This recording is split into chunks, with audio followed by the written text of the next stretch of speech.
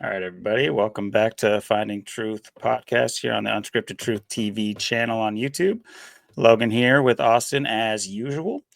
Uh, Tonight, this week, we'll be coming to you with the main stories that have been captivating the nation, if you will, and uh, of course, you have the cybertruck explosion. Uh,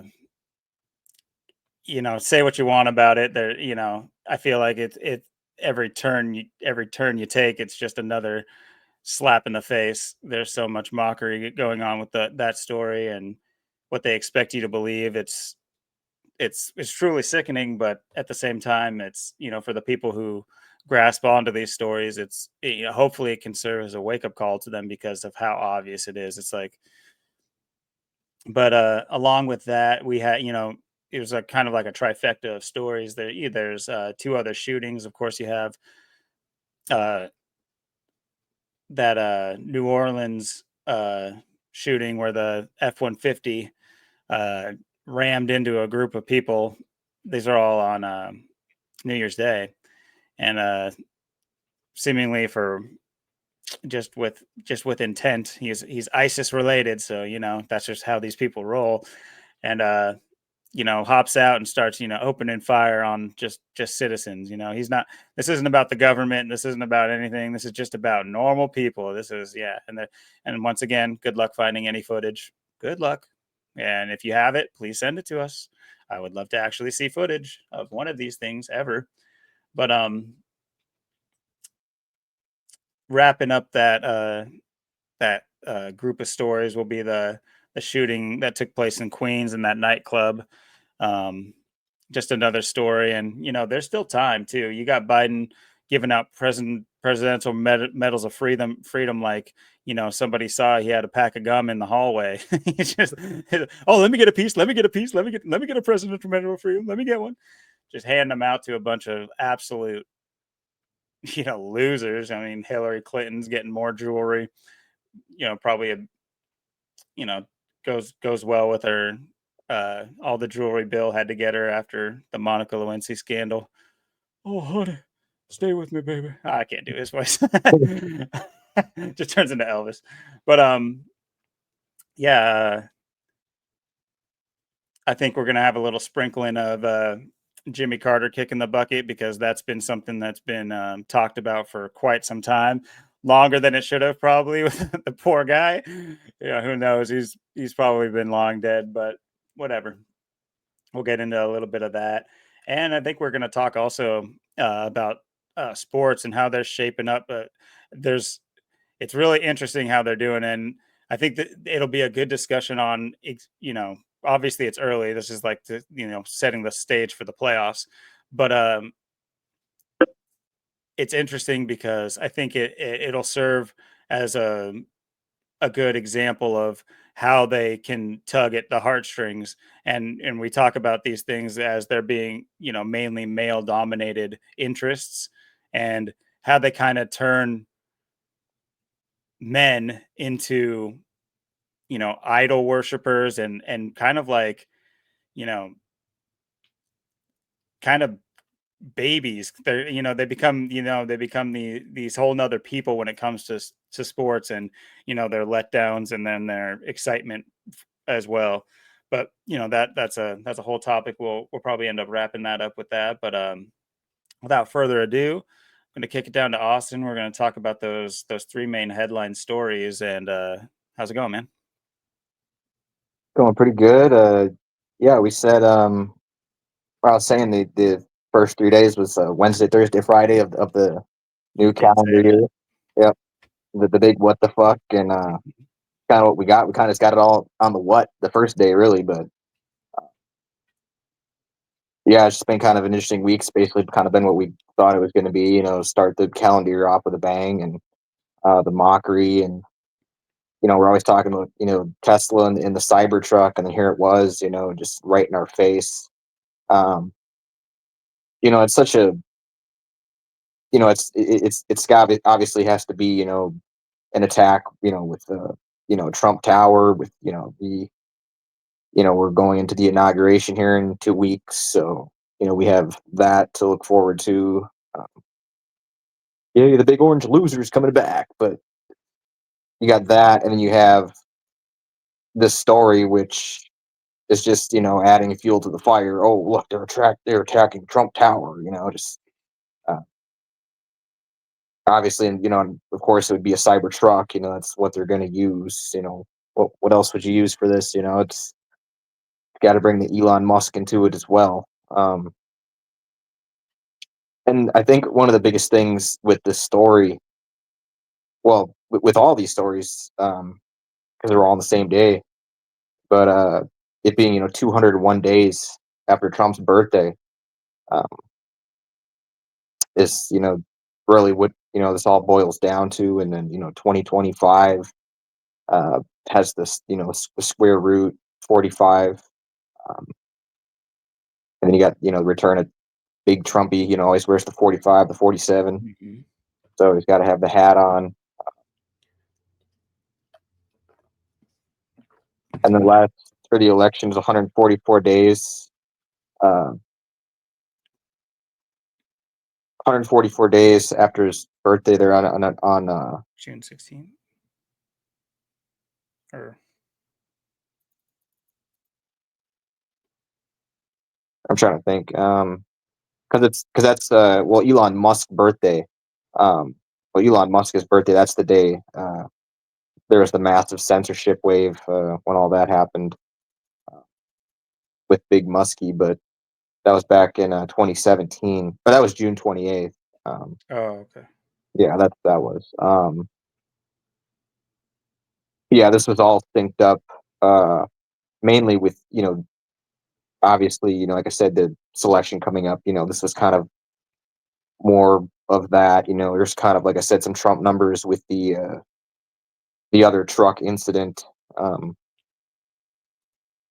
But I really think this is. I mean, it's obviously it's just all the same thing, just laying out three different ways in three different areas. Spreading this around, different areas of the country. But you just look at the even the Gematria, just Cybertruck. It's got the 126, got the 45, the 144. Uh,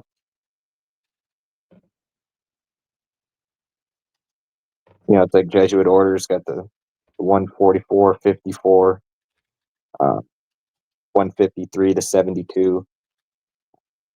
IHS, it's got the 36, the 18, the 45, and the 18. It's why you got to see Trump with the, like I said, the 45, Mr. 45.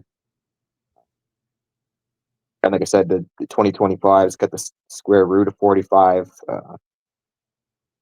And for anyone who doesn't know, IHS is a motto of the Jesuit order or the Society of Jesus. It's the I. You'll see it even in Protestant churches and in churches everywhere. You'll see and they give a ridiculous idea for that it means different things, but in his service or Jesus Hominum Salvator, Jesus Savior of Man, whatever it is.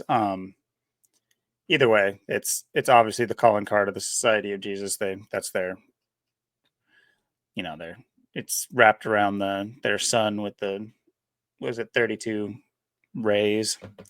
These things that play huge importance in in their their workings. So that's why it's worth knowing. Is what I'll put it that way. But go ahead. Sorry.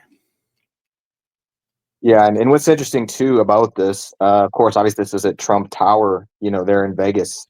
Um, there's also the other Trump Tower in New York. Obviously, New York was the site of the other incident there. Um, the shooting there in Queens. But it's interesting. You look at Trump Tower. It equals a 169. It's got the 52 um, and the 56. And the word tower has all like the virtual numbers 81, 27, the 54, and 27. Yeah, and that's also a tarot card. I believe Yeah. the tower is a tarot card, which talking about Trump being Trump cards being tarot deck. Even like Zach made that I think it was a pre um New Year's kind of call saying don't expect to see a lot more stories involving like tarot cards. Yeah, and this was 100, and this also too is 187 days after Elon Musk's birthday. Like I said, June 28th. Um, and this whole story, like I said, it's a tribute to Trump and Musk with all this. And like I said, with Elon Musk, his birthday being that June 28th, that was the day the Zach's channel went down there in 2017, and so many others. Go figure it'd be that day. To show you who's running the show. It's like, look at Google's birthday. The birthday of the Jesuits. It's undeniable. Um, yeah, of course, this would take place too in Nevada. Nevada obviously equals 47. Got the 20, the 34, 115. Las Vegas has the 86. 86, like to get rid of, and you got the 49. Think of all the people getting kicked out of 86 from casinos. That's such a popular thing with casinos. So no wonder. Right. It's no wonder, why, Trump with the 47, why the Trump Towers in, Nevada, why it's in Vegas. You got Nevada, the 47. I mean, look at Vegas. You got the 54, the 27, the 81s. You got the ritual numbers in Vegas. Very much so. I mean, and like I said, I've been there one time, and it is a ritualistic little pocket of existence in this world. It's man. Mm. Yeah, I mean, I ended up having a good time. It was a younger time in my life, but look, a lot of these things I look back on, and man, I was just in it. I had no idea I was in it, but I was in it. Yeah, I've been through there a couple times myself too, and hung out there. So Well, I'm specifically talking about the strip, and then the other strip, the old strip or whatever, and between those two areas, it's just debauchery. Uh, I mean, just the worst sides of people come out there. It's very Babylonian. I'll put it that way. yeah, it's definitely an interesting place. And what's so interesting too with this story too, if you because Tesla's Cybertruck's got the 222 as well, the Mm. order out of chaos.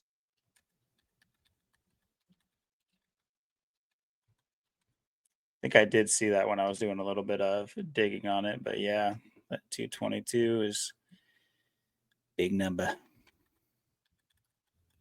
Uh, It's also got the 57, 57 days after the fake selection too. So there was tons of numbers to all this, showing you what really happened on this day, who was really behind it. But just yeah, real quickly, once again, similar to the IHS, I want to just give a little bit of context. Order out of chaos being a motto of the Jesuit order. So you have Isus Hominem Salvator, that's like their logo saying, and then you have their motto, which it also shares with the 32nd degree of the Scottish Rite of Freemasonry. I can that I might be wrong. I'm question mark, but it shares it with a high degree of Freemasonry. If anyone didn't know, that Jesuit priests wrote the highest degrees of the Scottish Rite. They can look that up for themselves. But Ordo ab Chao means order out of chaos, and you think of New World Order's goal. It's pretty obvious what's going on here. But so that's why that plays here. I also see the 183, which I was running into a lot in my research. The 183. I'm not yeah, sure. I've seen. Well, the 57 is everywhere. Like I said, that's Cybertruck 57. 57 days after the election. Scottish Rite's got the 57. Knights of Malta's got the 57, and the Mm, 222 as well, and the 78. Um, very Elon Reeve Musk, his full name equals 57, the same cipher. Trump assassinated's got the 57 too in the same cipher as well as Georgetown. Uh, Georgetown's also got the 42. So the 57 in the same cipher. And Elon Reeve Musk obviously 69, like Illuminati as well. Yeah, you see how they have it all synced up. And even the word like cyber, equals it's got the 26, like God, Cobain. Like I always talk about that God, Cobain, that 26 right there. It's COVID. And then you have Funny how truck they equals kind of 19. hushed the bird flu Yeah. real quick. Here we go again. Yep. Don't forget it, people. They're going to bring it back in a big way, or that, or whatever. But yeah, go ahead. Sorry, to cut you off. Yeah, and cyber also equals 28. Perfect number. 82, Mhm. the reflection. And the 53, and then truck's got the 35, the reflection of that. It's got the 62, the reflection of 26. It's got the 73, and then you got the 19 as well. And it was a truck that was involved in the other one. So this is a pretty interesting story. Uh, how this all came to be. And like we're always talking about, like I said, the cybertruck. Of course, that's what they have to use is for the bombing. But I mean, but yeah, there's a little bit extra mockery with this one. Of course, it happening on Bourbon Street, yeah, in the French Quarter. It's just like, the Jesuits are from, were officially recognized in Paris, France, or that's where they were at the time they were officially recognized. One of the two. Either way, so you have the Jesuits being from France, and like we pointed out, through the Gematria, these numbers are, pretty hefty all over this. You have the 144 with the Cybertruck. You got the 45 like IHS, like their logo. You have it being 187 days after Elon Musk's last birthday, going with Society of Jesus. Did I? Oh, yeah. No, I wrote it right here. Here's the date calculator. Here we go. Then you have, so yeah, you see who's pulling the strings. Um, like he brought up the Tesla Cybertruck, Order Out of Chaos connection, even the Knights of Malta, which are another military hand of the Catholic Church, similar to the Jesuits, and they're all connected. You know, the same thing they'll say about um, certain orders or past orders like the Templars or whatever. They say, oh, they're disbanded. Oh, the Illuminati. Oh, Adam Weishaupt was a drunk. He just they stopped doing it. It was working really well, but they just all stopped doing it because one guy's a drunk. So it's like, so they'll have their stories. Of course, the Knights of Malta. Oh, they were disbanded. Shortly before. I can't remember the date they give. It's something like World War I or something like that, where they started opening up Malta to be like a military fort, even though if anybody who knows about Malta and Valletta and those islands, that is some serious business. That whatever people built that island, that it's a built island. That island's built. It's not a natural place at all. It's incredible. It's actually insane. But yeah, they're a serious order. I mean, they get to be, who knows what truly is going on in Malta, or what that's the seed of in history. It's definitely important because people that have you know seats in the highest levels of this earthly realm are Knights of Malta. So they're obviously highly regarded, and no, they're not disbanded, no, they're not gone. Whenever you hear those like easy, oh, they're just, they're not there anymore, just instantly, just I would always err on the side of they're lying, and then go look for proof, rather than like, the burden of proof should be on them to back up their statement rather than just say it. So whenever they say stuff like that, take it with a huge grain of salt. and because most of the time they're most definitely lying, because the 90+ % of people are going to just take it at face value, so they don't have to worry about the point or 3.2% of people that are like, oh, that seems a little fishy. Yeah, and this story, like you said too, it was on Bourbon Street, and like I said, Bourbon Street's got that 57 too in the same exact cipher as the Mm. 78. Yeah, so the 57s are just through the roof. It was interesting too with Bourbon. If you write out Bourbon and you just write out Street, they both have the 87-39 overlap, which I think is interesting as well. And Bourbon's got the 33, the 102, What got about the whiskey? Reflection 201. That's what I thought of too. And you got Street 24 and 75. So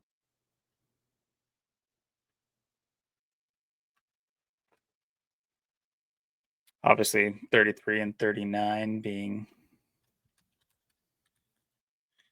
same cipher in masonry. But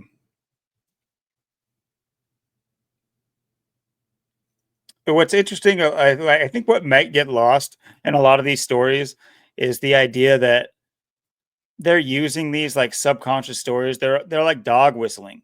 This is all like they're talking to each other. Basically, they're coded like talking to each other. Obviously, it has subconscious effects on us, and I've talked about this multiple times about how even like the wrong information that sits in your head, you'll run to that information rather than new information that's actually correct. You'll immediately reject the new information because your mind will have like an association with information. So that's what their goal is. That's why little kids programming has such potent things. When you sit there and watch it, it has potent themes. It has all these things that they want to be the first ones to put these themes in the child's head, so that later on in life they'll understand that when government says it, this is, they're more apt to trust it just because they have an association with, not from their parents, not from their loved ones, from a TV screen and from news and all these other sources. And you look at like CNN being a top contributor in high schools around the nation, not just high schools, actually all schools around the nation. They have a huge, it's called CNN 10, and they basically have a huge contract to be the news source for your children all across the U.S. is CNN. CNN are the ones teaching your kids at school, just so you know. Not to say that Fox should. I'm just definitely not what I'm saying, but I'm just, keep that in mind. Um, talk about cable 54. Anyway, uh, but yeah, I think what gets lost on these stories is that these are like, subconsciously, these stories they highlight these cities, these places in the US and across the world. Have you ever done a deep dive on New Orleans? Did you like, are you aware that this is another one?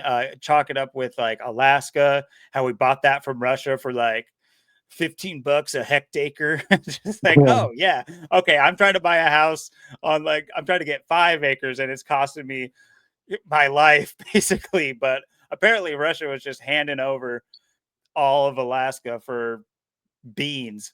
You talk about that, you put that in leagues with the Louisiana Purchase. Oh yeah, France was just so ready to just give up the whole middle of the New World. Like they have control of the middle of the New World.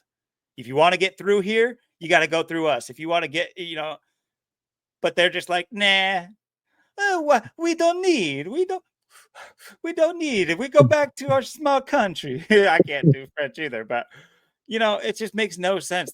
We just like they just gave it to us back for nothing. And of course, the Louisiana Purchase, Louisiana being the state we assume, but these were all territories. So the Louisiana territory was literally all the way from the southern border all the way to the northern border to Canada. So it wasn't just the little boot state in Louisiana that we got. So I mean, anyway, but what I'm trying to say is, if you ever do a deep dive into Louisiana, it'll open up your mind to why they um, broke the levees, why Katrina broke the levees there. These are, you know, it's these stories play out the same way that all major cities have had fires, and the masonry and the beautiful architecture burns to dust and to nothing, even though it's made of brick. Which, tell me if I'm wrong, but how do you make a brick? Oh, do you fire it in a high intense heat kiln? But apparently, you put any fire next to it, it just turns it to ash. But yeah. Anyway, that's a story. Maybe a story for another time. But my point being is, I see a lot of when they talk about these stories. Um, I find that they're like highlighting these heavy, like, I don't know if we're going to discuss like ley lines or certain things, and energy, places of energy, whether however you want to perceive what energy is. These you think about Louisiana, these places are highly like ritualistic places, highly like the people who live there. They have a very, like, think Queens. Another great example with these stories is Queens is another place that they have a very set type of people who live there that are like nationalistic to their small borough, which Queens is a borough, but Louisiana, think of it as a large borough. That it's like very tribalistic, even though they're a state in the United States. Um, Something for people, you know, away from the United States might not understand is that every state is its own country, where there's no two states even that similar. Even just up there in Washington, I can find enough differences between Washingtonians and Oregonians, which, anyway. But point being is, I think there's a lot of, they like to highlight these cities and these disaster type of topics. um I think there's some dog whistling going in there to just say, to kind of like brag about ownership, and like at the same time they bring you down with these stories. Anyway, that might be a story for another time. I just want to throw that out there. Maybe someone might resonate with what I'm saying, but I've dragged on long enough. Sorry. Yeah, no, it's all good. No, I agree, and this is such a, it's. I mean, all these are, it's basically, this big, it's like a terrorist push. So now you get the, like we were saying, the bird flu, taking a break, putting that on pause, and then we got the, here comes the terror. 2025, it's all about terror now. All these attacks. Um, and this, like I said, this being, it's got to be in Sin City, Vegas and everything. Um, and I think this is going to be something too, where since we're just 2 weeks till inauguration day, we'll have to see, does this, are we going to get more of these, so-called, kind of like Trump attacks, or what seems to be, um, this time it wasn't, one of these, assassinations, of course, but it was, this act of terror and every, so now you have, you know, more things to look at. It's like, oh, see, all this attention's being, kind of scattered right now. So I think this is going to be something where, they can kind of play with this and maybe, ramp it up to something bigger. Um, if they're going to go that route, or what they're going to do with this. Because obviously, all the, the Trump tards, this is, just to piss these people off, the megas, all the retards. So, this is kind of a, and then you have, like I said, these other two stories too, to, and it's weird too, it's, uh, how they scattered these. So, I mean, you have a bombing. So, a Vegas bombing in Sin City, you have a, a shooting in Queens, and then you have a truck attack in New Orleans. So you have, two of these being a truck, um, one, striking people, one shooting people, then, just this, random bombing. Um, and like I said, too, you got, of course, Elon Musk, who's involved in it. Elon's got the 46, sacrifice, the 19, like, truck, um, and the same exact cipher too. It's interesting. And the 62, which is also interesting, the same exact ciphers. Mhm. And in the 17, like, kill, um, which is something I'm kind of like looking at. You know, this is our 16th episode. Next episode's gonna be 17 like kills. So I'm wondering the way these mockeries have been happening. Uh, you know, how are we? You know, where is it going? You know, are we just gonna keep getting, you know, synchronicity mockings with each episode? That's kind of what I'm looking at. So I think Yeah, that we're in for a pacing very as well. yeah, I think we're in for a very interesting week. You know, you just look at Musk. You know, Musk has got it's got the 26. You know, the 44 like kill. It's got the 10 like Satan. 64, and then his last name or his middle name Reeve. It's got the 55 like Satan. It's got the 26 in the same cipher. Uh, 28, the perfect number, and the 80. So you just kind of look at this as a whole and kind of see what they're really doing here. It's just it's a big tribute in all the ways. It's all synced up. It's really amazing how they put all these stories together as one. Yeah, absolutely. And I think of the figure that Elon, is kind of representing. Uh, for better or worse, he's kind of like perceived as like a creator.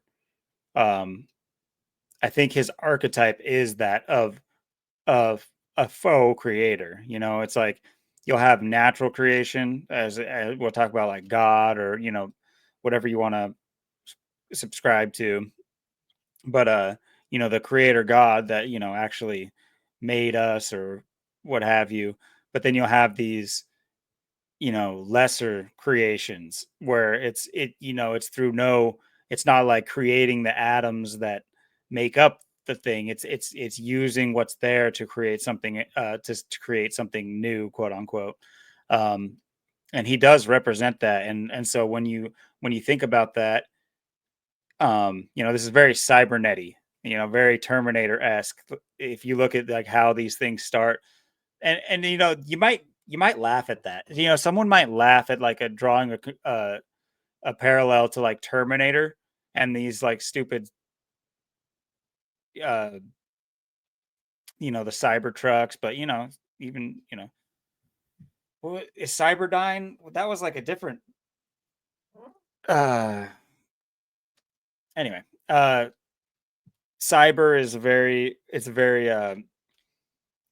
overused trope and word when it comes to futuristic um robot upheaval. So anyway, you look at the themes that they present, and you obviously look at his name. He has God and Satan, numbers, all throughout his name. I think that is definitely on purpose. That is because he is playing God, like God, little g. That's why I typed it little g, just to keep it copacetic with the big man. But he's using the Satan's creation force, which is not a force that can create out of nothing. But I think the dichotomy of his character is that he's playing God, and he's which, by the way, he's a puppet. I'm not saying he's doing any of these things. I bet you put him in a white room with you know some high schoolers, they'll outsmart him. But Yeah, that's not, that's besides the point. His archetype is still, just going off of archetypes, which is it's sometimes all you have to do with these news stories, with these celebrities and politicians. You can easily spot their archetype, and these things go back. I mean, maybe we'll get into this more deep. I guarantee you we will. We have 4 hours a week every week. We're gonna get into these topics, more heavily. But these things are esoteric. These things have roots in all sorts of mystery religions and mystery teachings that are fully alive to this day. And I think people need to open their eyes to a lot of these things. Not to say that you have to pay it any heed or anything like that, but it's just know your enemy. That's all it is. It's just know your enemy. And when you realize that these actors on the world stage are all playing a part, just like when you think about Romeo and Juliet, do you understand that has like esoteric, it's not just a story about a guy and a girl. It's a different, a whole different undertone and underlying story being told. The same thing goes with the stage of the political stage and the theater of war. It's the same thing. They have, you know, planets at play. They have gods and goddesses at play. These things are not it might seem stupid, and honestly, I do think it's stupid, but that's not to say that I'm not open to learning one day that, you know, there's some role that we play in it as well. That's, you know, that's remains to be seen and everything, but point being, um these actors on the world stage, they're playing an archetype of a character, just like they do in the movies. Like I think we talked about last week how it was, you know, you have these characters in this movie that I hated to cover, but whatever. Uh, but then that's the story from that movie literally plays out in the world right after the movie. It's just you, there's only so many ways. You only got four sets of cheeks. You only got two sets of cheeks. How many are going to get slapped at the same? Like they're going to run out of things to slap. You're getting just slapped in the face, slapped everywhere. There's nowhere. I mean, you're gonna just. How much are you willing to take? This is. We need to stop being such a masochistic society and just wake the fuck up. This is crazy. The amount of mockery they do each day. This Cybertruck story. We're talking about some numbers and some serious things about it. This is bullshit. It's bullshit. The amount of stories the little tiny stories that they've been able to add and go off of, and oh, let's go over here. Let's talk about the explosives. Ooh, let's talk about the military. Ooh, let's talk about the veterans. Ooh, let's talk about it's like all these little things, and that's why this story exists. Is so they have all this crap to write about for the upcoming 2 weeks of the news cycle. And best believe in 2 weeks, we're a week in. Best believe 1 week from now, no one will give a shit. No one will even remember this. So this is what they do it for. Wake up. This is why they're doing it. Live in the moment right now. Realize what they're doing, and you'll see the mockery and you can laugh. Sometimes it's funny, but don't get taken away in this crap.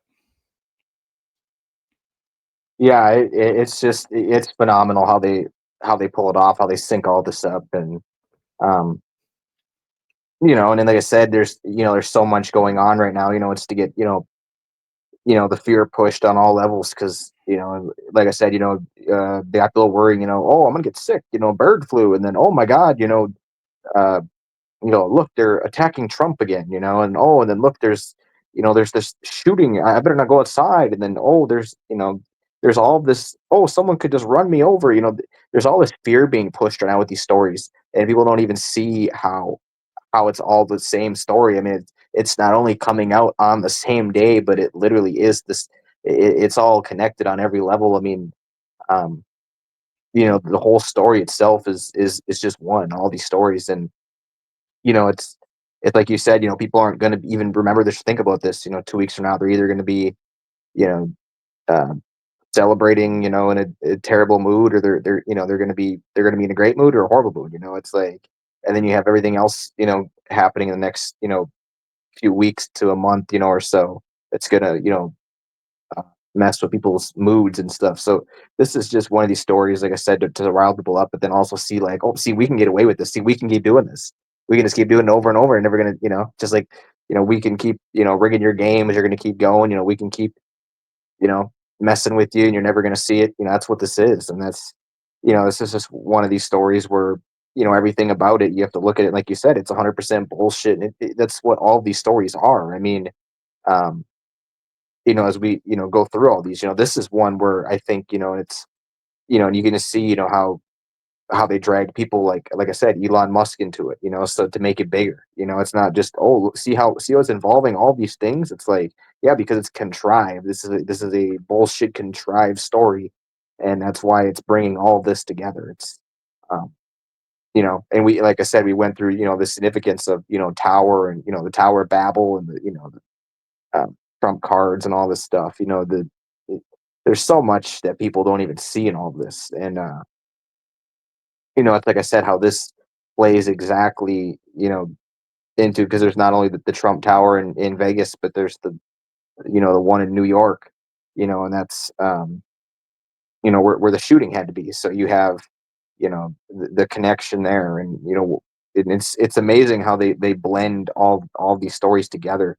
Um, we were just talking about, like how like Vegas has, like a lot of ritual numbers in Vegas.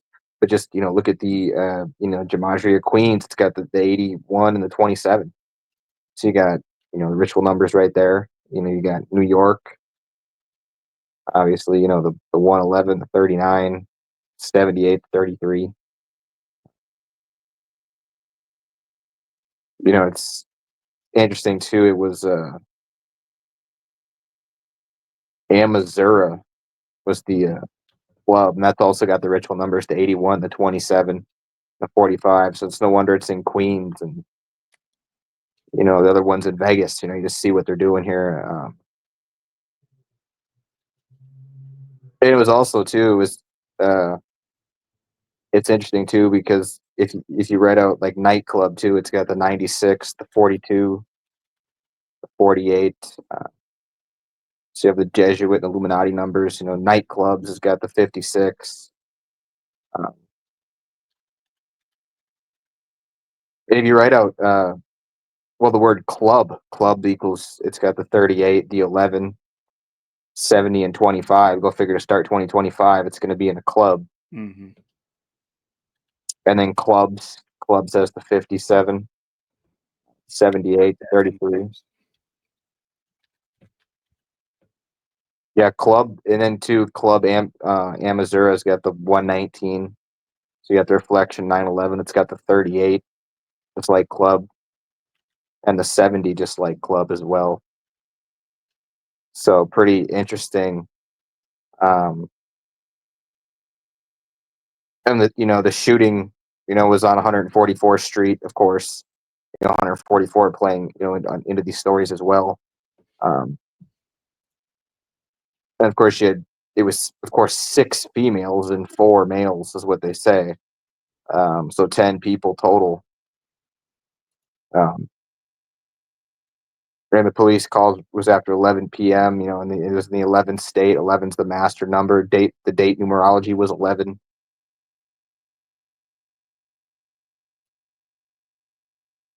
So it's pretty, and then, like I said, they didn't, there was these people, it's interesting too. Um, the, the shooting victims, like I said, there was the 4 men and the 6 women. So you have the 4 and the 6 like sacrificed, but they said the ages were between 20 and 16, or 16 and 20. So it's obviously 4 years for the number of death. So they kind of sneaked that in there as well. They said there was 30 shots or more that were fired, and the suspects apparently got away in a gray Infiniti Q50 with red interior and New Jersey license plates, and the car was last seen on Van Wyck Expressway. And like I said, too, the police chief too that was in this, uh, Philip Rivera. It's like Philip Rivers. So you have this more mockery playing over as well.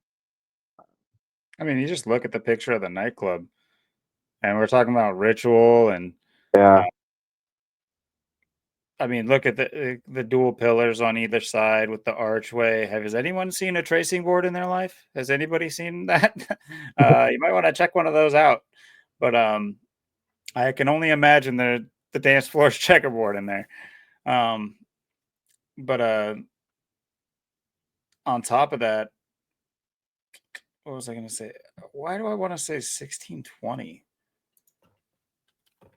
Sorry, this might be a tangent, but for some reason, them just pointing out 1620. What happened? Oh, I guess that's the year we came over on the Mayflower. hmm. Maybe that's why it stands out. Anyway, something maybe I'll look up later. I just feel like I've seen 1620 before. But I mean,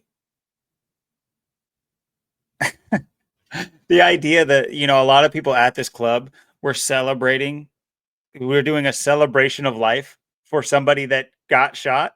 Yeah, And he it's, it's just one of these things too, where it's just like, I'm sorry, you're not gonna just do this at a your one of your homes? Why would you go to a nightclub for to celebrate a 16-year-old's death? Why would you get the family all gathered up at a nightclub? So like his cousins and that were his age can't even go. Like it doesn't even the story doesn't even make sense. I'm sorry, and this might lead into some sensitive people's butthurtedness, but who is there anyone that can prove these things? Is there any type of proof in any of these things? I hate to be like, and then I just seen it so many times. These crisis actors, I've Yep. seen how they do it, and down to the guy's brother in Louisiana.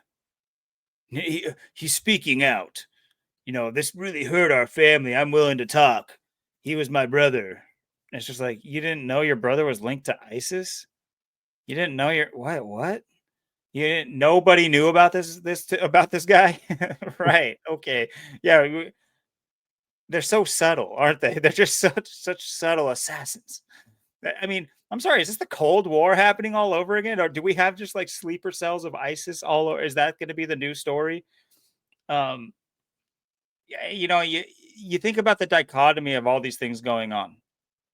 You have Elon's Cybertruck blowing up in front of Trump Tower.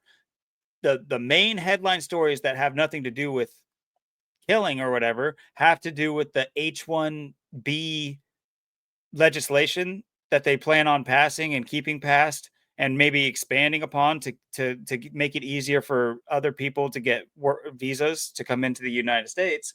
Obviously, that benefits a company like Tesla and Silicon Valley, where he uses, where he has X and all that crap.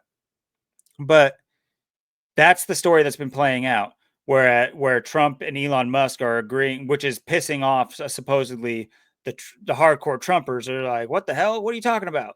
That's not what we talked about. We talked about turning our country back over to the good old American people. Well, just like I've always said, they use these people to obviously they're going to do the opposite of what you think.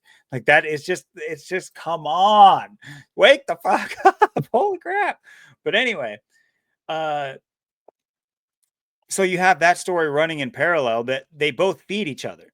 You have people already paying attention to the Trump Elon story, then this happens. So it's just it's like the next chapter of a book. It's that's really it's a movie that's playing out. Interestingly enough, you have them saying, "Oh yeah, we're going to bring over more people and make it easier for them to get in the country." Oh, except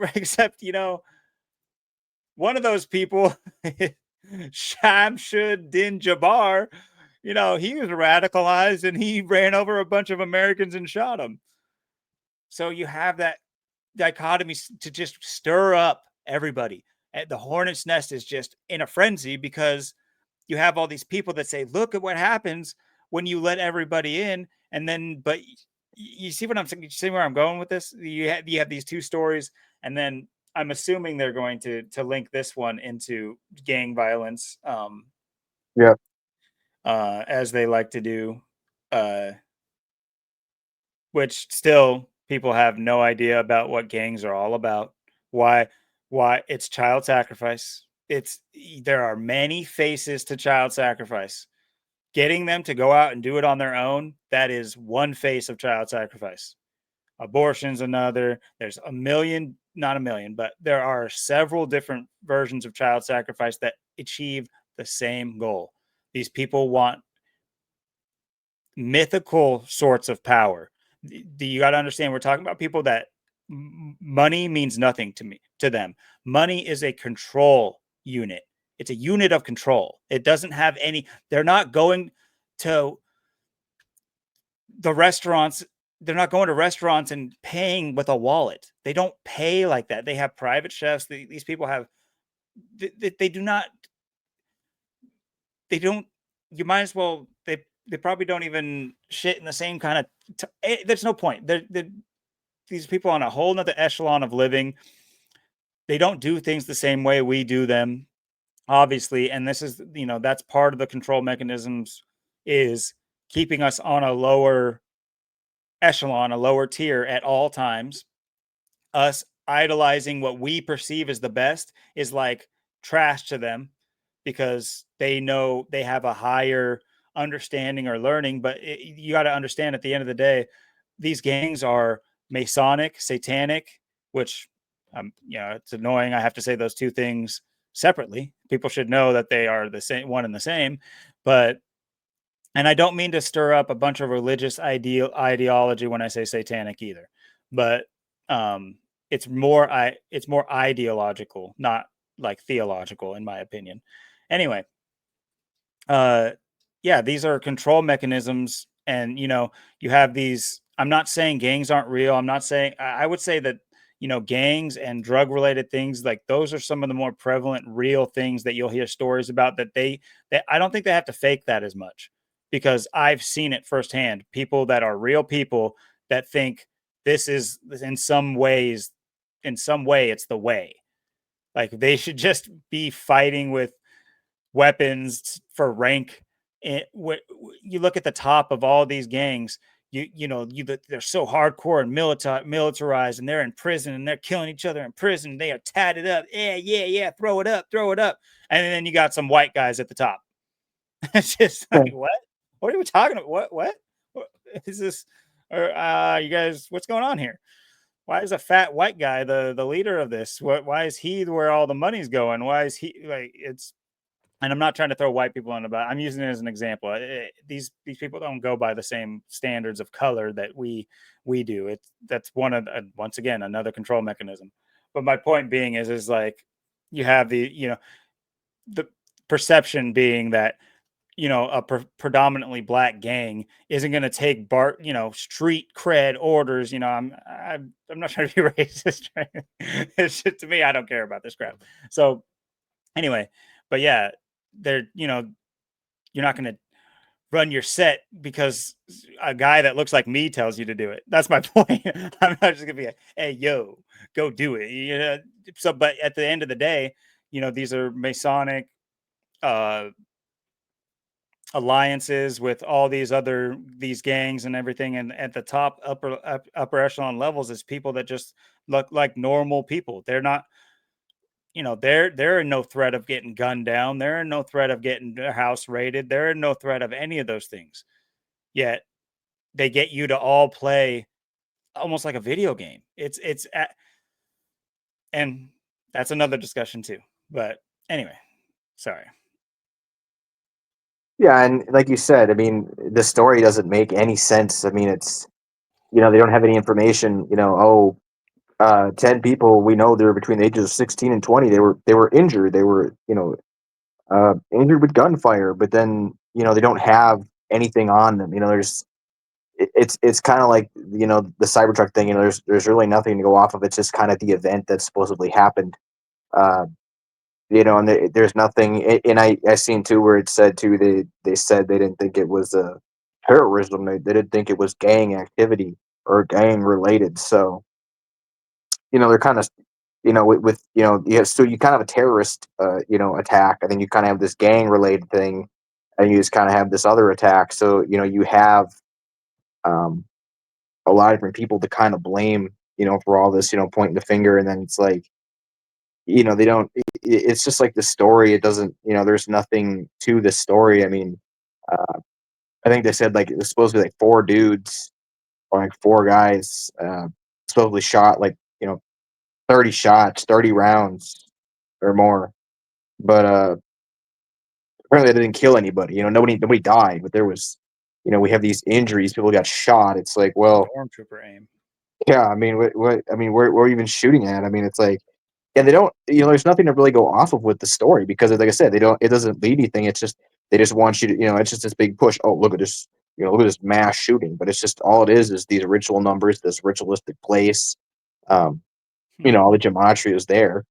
Uh, that's what this, and that's what it all is. I mean, I mean, anyone that, is buying the story or, thinks anything of it is just, it's just pathetic. I mean, um, but they said, oh, the suspect they escaped in the gray Infinity Q50, with red interior. Okay, you got this information. Oh, New Jersey license plates. The car was last seen on the Van Wyck Expressway.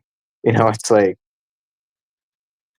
and like I said, I think the key thing there was, they said, you know, the, the four men, the six women, you have the four to six sacrifice, and then you have the age range of 20 to 16.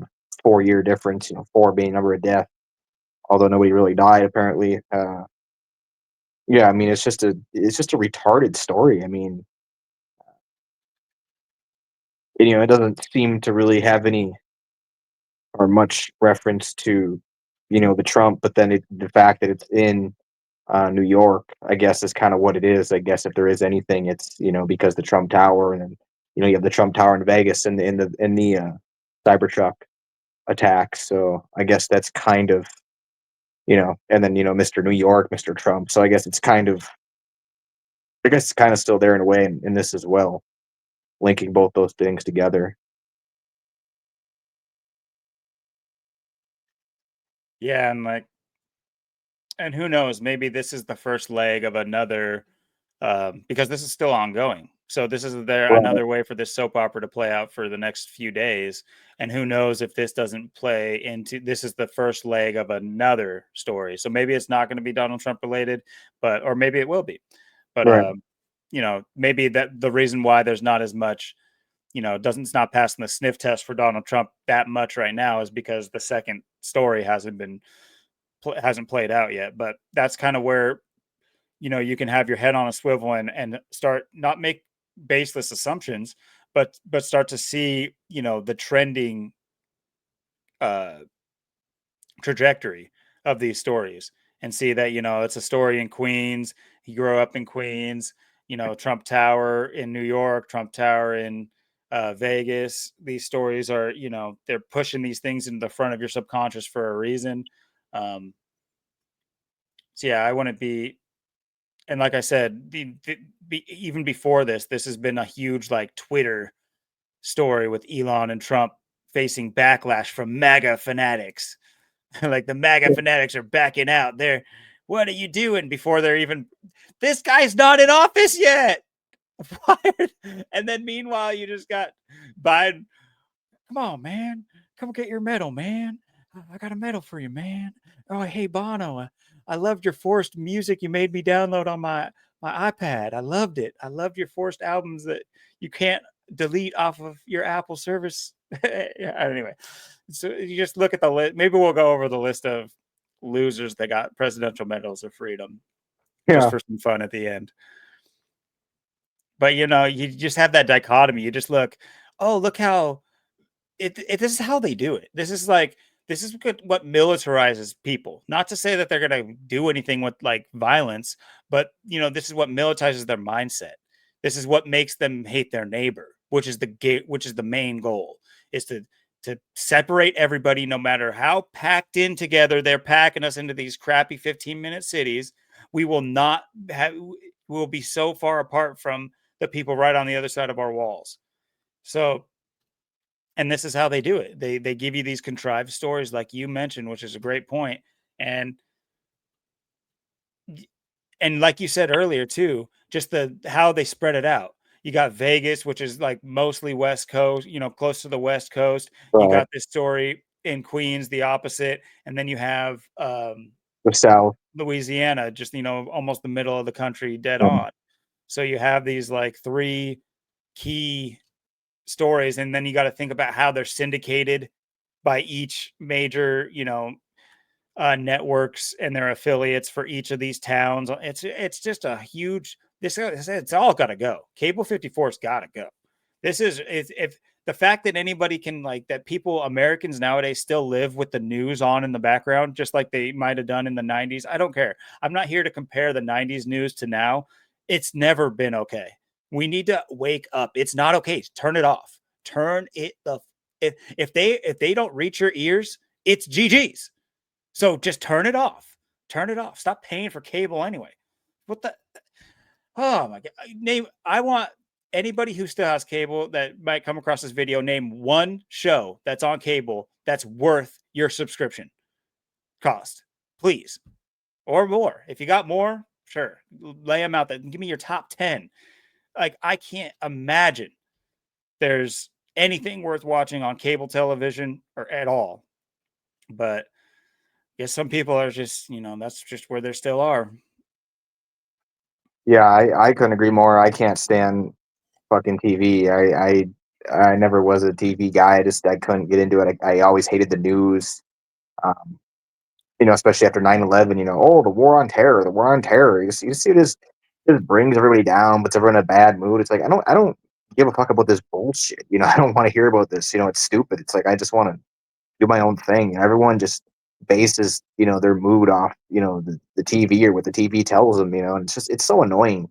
Because in these stories, it's like they're gonna like I said, the mega retards are gonna be all pissed off about the Trump tower being attacked, and then and then all the people that are pushing advocating to take away guns, and they're going to say, oh, see, here we go again, see, here's another shooting, and this is just it's so annoying, the TV, the way they have everyone just hooked up to either the news, the northeast, west, south, the whatever they're watching. Like you said, any of the stuff that's on there, it's just complete garbage. I mean, uh I can't get into TV. I can't get into movies, um, especially like anything modern. Anything modern, I just can't do it. I just I can't bring myself to it. Everything is just it's so garbage. It's so trash. And the fact people pay for their cable and pay for this complete garbage and trash. This have it dictate their life. It's just it's so stupid. It's it's like me just sitting here, and all of a sudden a car drives by, and then I'm so mad because they have a rich fancy car and I don't, and now my day's just wrecked, my mood's just wrecked because they have a cooler car that's better than mine. It's like that's just retarded. I mean, what the fuck's wrong with you? You want me to bitch slap you right now? It's like stop being stupid. Stop being stupid. It's like worry about yourself. It's like God. Yeah, and then um yeah, just the lack of information, especially with these two stories. It's just like it's just dumb. And then of course, you have the other truck story. Um, people, you know, 14 people getting trucked, getting killed. The 14. Got to get the 4 on there, the number of death. Got to sneak that one on there. Yeah, and then this was a interesting story. Um, this is the one of the 3 where there's actually some decent information, especially on the victims and stuff. And of course, this one being in New Orleans, and that equals it's got the 45, the 54, and the 144. Uh, and like I said, it was it was a truck. It was the big F-150. So taking out the 14 people. And what's interesting too is kind of how they unfolded this story as well. Um, after the driver slammed it in the crowd, it was it's interesting how they came out with the people when they did. The last person that was I guess identified, or that they brought up to be identified, I guess how you want to put it, was Latasha Polk, and she she was age 47. So go figure that would be the last person, being 47, Mhm. tying all this together. Um, and her name, it's got the 35, the 64. What's interesting though, her first name, the Latasha, it's got the 62, the 17 like kill, the 46 like sacrifice, and then Polk, it's got the 54 and the 18, so it's got the kind of the ritual numbers. Um, But then I think the second to last victim I think identified was Brandon Taylor. No relation to Corey Taylor, but and he's got the 159, the 60, the 192, and the 75.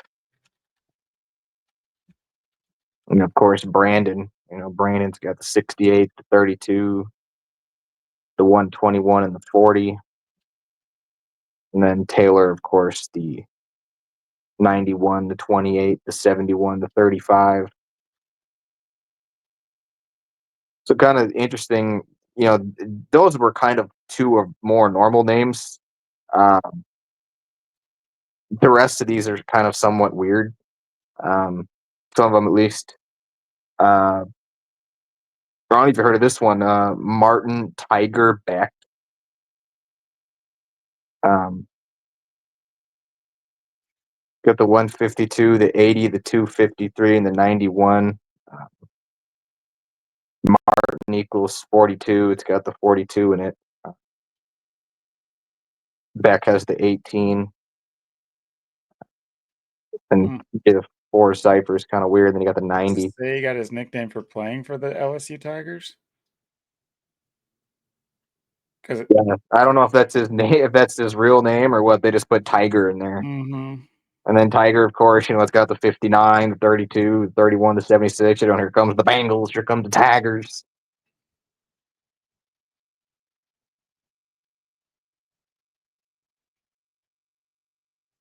I mean, it's like, is this really a real person? Is that really a real name or what? It's like, it's hard to say. There's somebody named Heaven involved in this? I mean, you get me 10 people off the street and tell me their names. And if I don't start seeing some heavens and some tigers, I'm just gonna be like, what is these stories always have Nakira, Dedu? Yeah. Like this just sounds like Diane almost like a Didru, yeah. stereotype of French Quarter, Louisiana. And she's from Mississippi. Why does she have a Yeah. French last name when she's from Mississippi? Yeah, her first name's got the 78, the 84. You got the Jesuit in there, the 33, and the 39. So, like, what a name. And then Didow, whatever it is, it's got the 28. Perfect number's got the 35 in there. And then Duh. Dida. And you got the Cheyenne. You got the 79, the 29.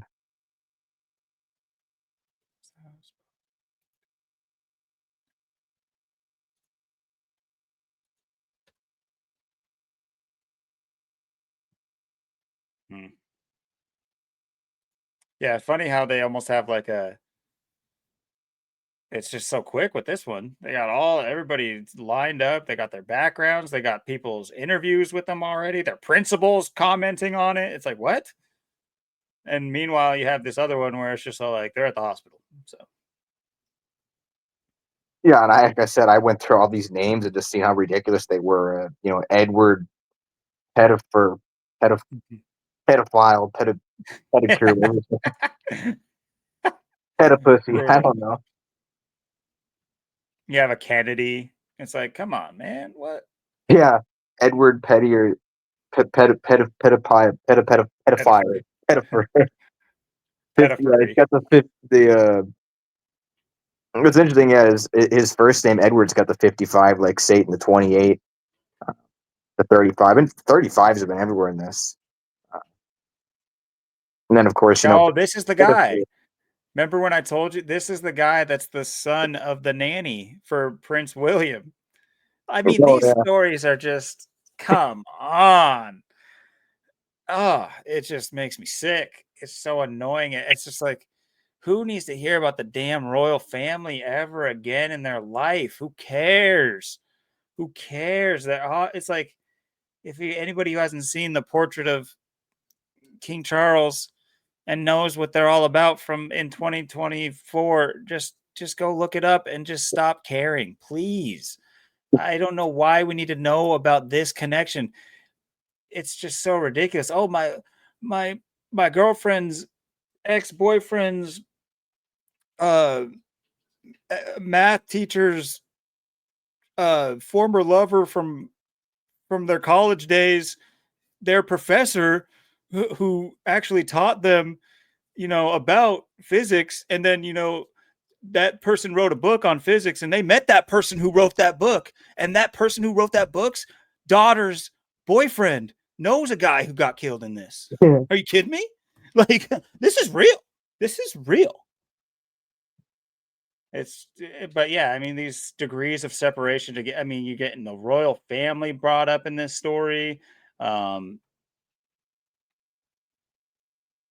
and Yeah, even this lady's Pettifer's got name, that double 45 in it. the Pettifer. Yeah. Yeah. And I wonder what, just bringing his dumbass up. But anyway, just go look at Prince William and just tell me you care about this person at all. These inbred fucks. Yeah, one of his other names, Reggie Hunter. It's got the 74. Big Reggie, Reggie equals 42, 111, 51, like Oh, of course, Reggie equals 42. Not gonna. I'll leave it at that. Hey, if you know, you know. yeah, Hunter's got the 86, the 32, the 31, the 76. And some of these pictures are just funny. The Kareem Badawi, um, Kareem Badawi. It's got the 48 like Illuminati, the 78 like Jesuit, and then Do you remember where you got the pictures? um I think I just typed in New Orleans attack victims, and then See? it came up in I think it was the BBC article I clicked on and Okay. had all the names. There's one that had all the names. I think it was like the BBC one. But they have pictures of them too. Yeah, or at least most of these Okay. people. Yeah, Once again, don't make us bring up that damn website again. I am not real, whatever. yeah. This person's not exist.com. Yeah. There's Tiger Beck. What a Big guy. stud. A walk on. Look at the big guy. LSU's. Why is he doing the blue steel from Zoolander? Yeah, he needs a Bengals jersey. Put one on him. Yeah, this is definitely a sacrifice for uh what's his face? I'm glad I don't remember, but yeah, Bengals quarterback. Oh, Burrow. Yeah. Which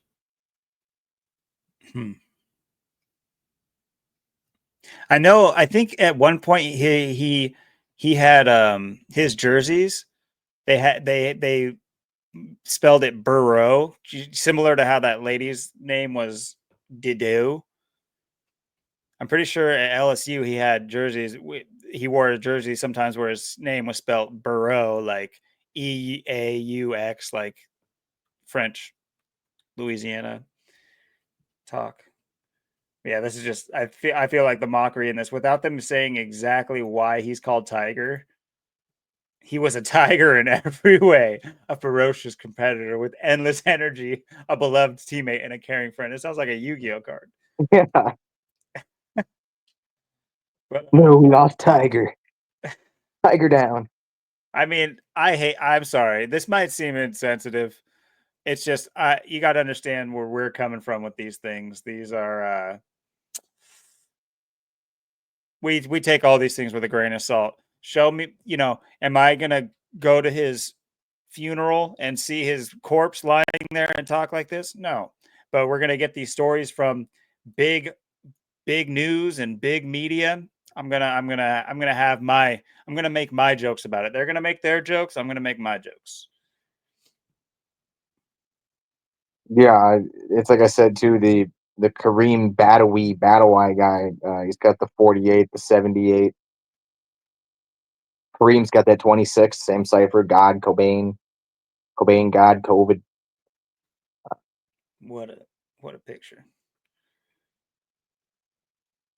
And Badawi's got the 22, the 122, 40, 41. It's what weird. All these names are just so strange.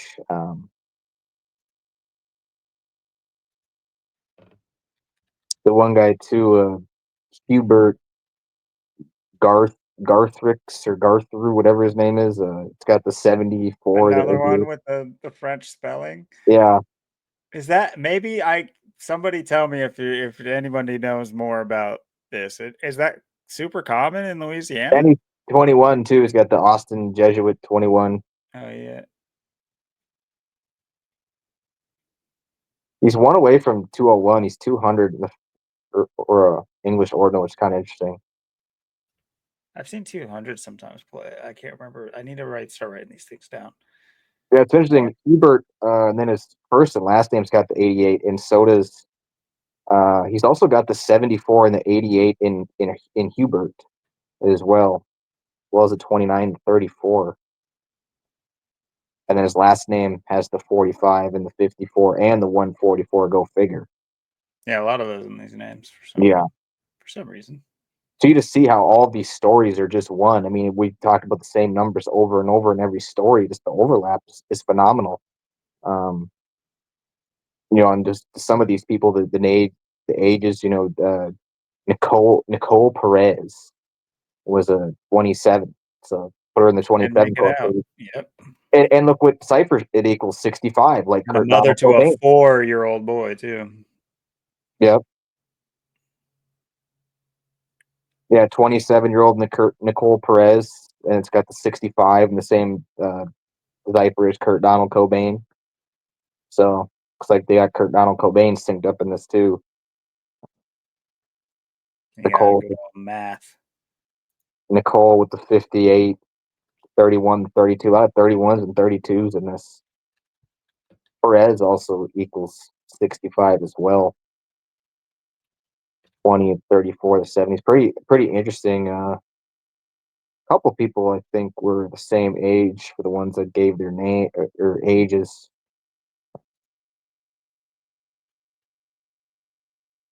25-year-old Matthew Tendoro, and he's got the 78 and 84 too. So a lot of that. Their Wait, names, the what? 78 and 84. He worked for the Superdome? He's got that Musk face going or something. He's got that look to him. I like him. Something about him. There's just something I can't put it Like, on, take but your I like mask off, buddy.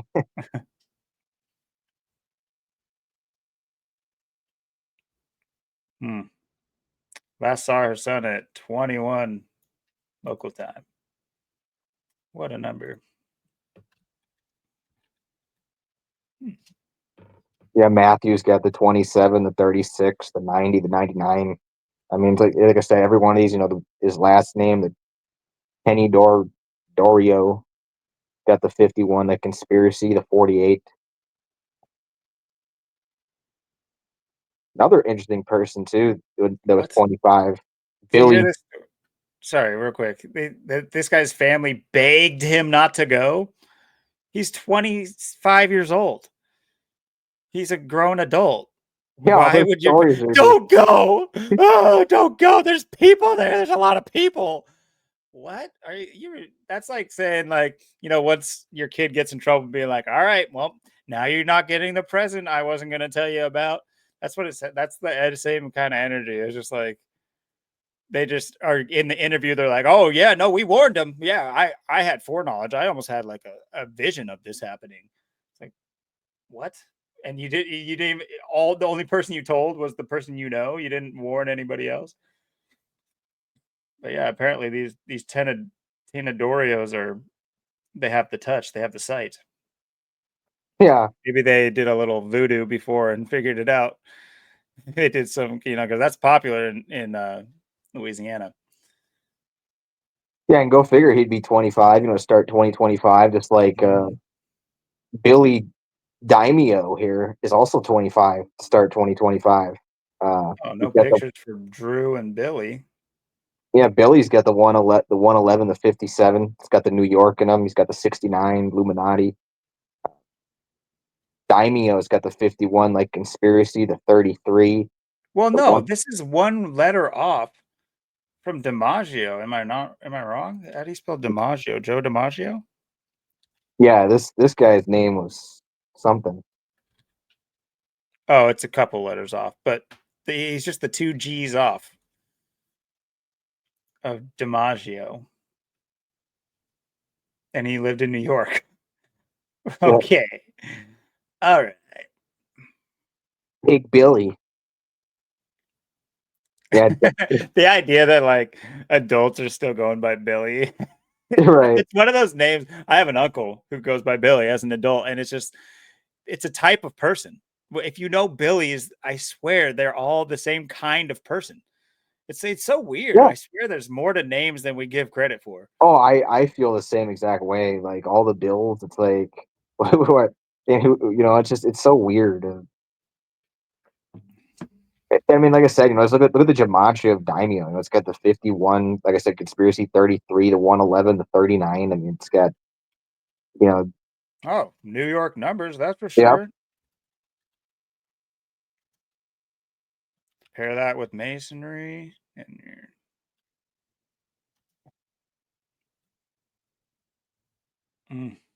very, very Italian sounding name too. yeah. Other than the Billy, maybe. But maybe that's not as important. Maybe it's, more having to do with the And there's this other guy here, Drew Dolphin. Sounds like dolphin. I guess he's a dolphin, but yeah, he's got the conspiracy too. He's got 123 like conspiracy. He's got the 60 like Billy equals 60. Yeah, just such a weird name. He's got the 57, 174, and then you got you know, Dolphin with the 35, the 73, the 37 reflection, the 116. Drew's got the 50, the 58, 23, the 22. Just such, double D. I mean, you got Big Billy yeah, and Double D here.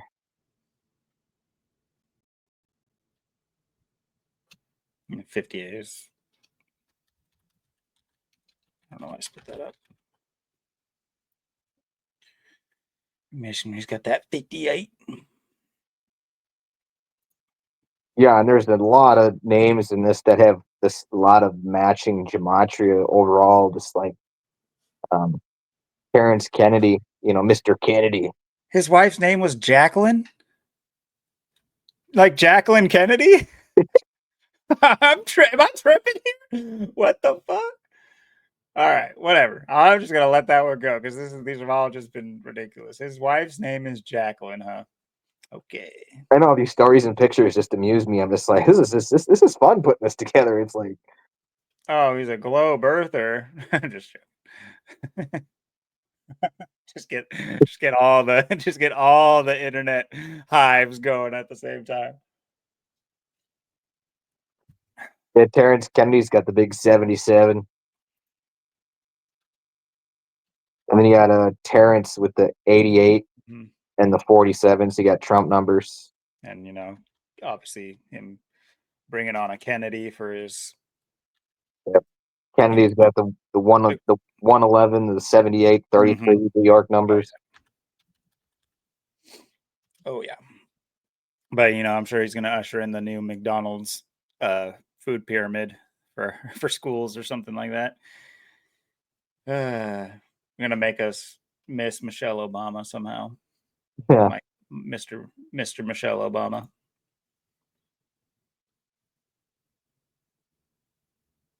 yeah. Then you got the 40-year-old Elliot Hold on. Wilkinson. I make a point of saying he went by Terry. Just want to see. So that's 61. There's the 65 again. Hmm. Yeah, Elliot Wilkinson.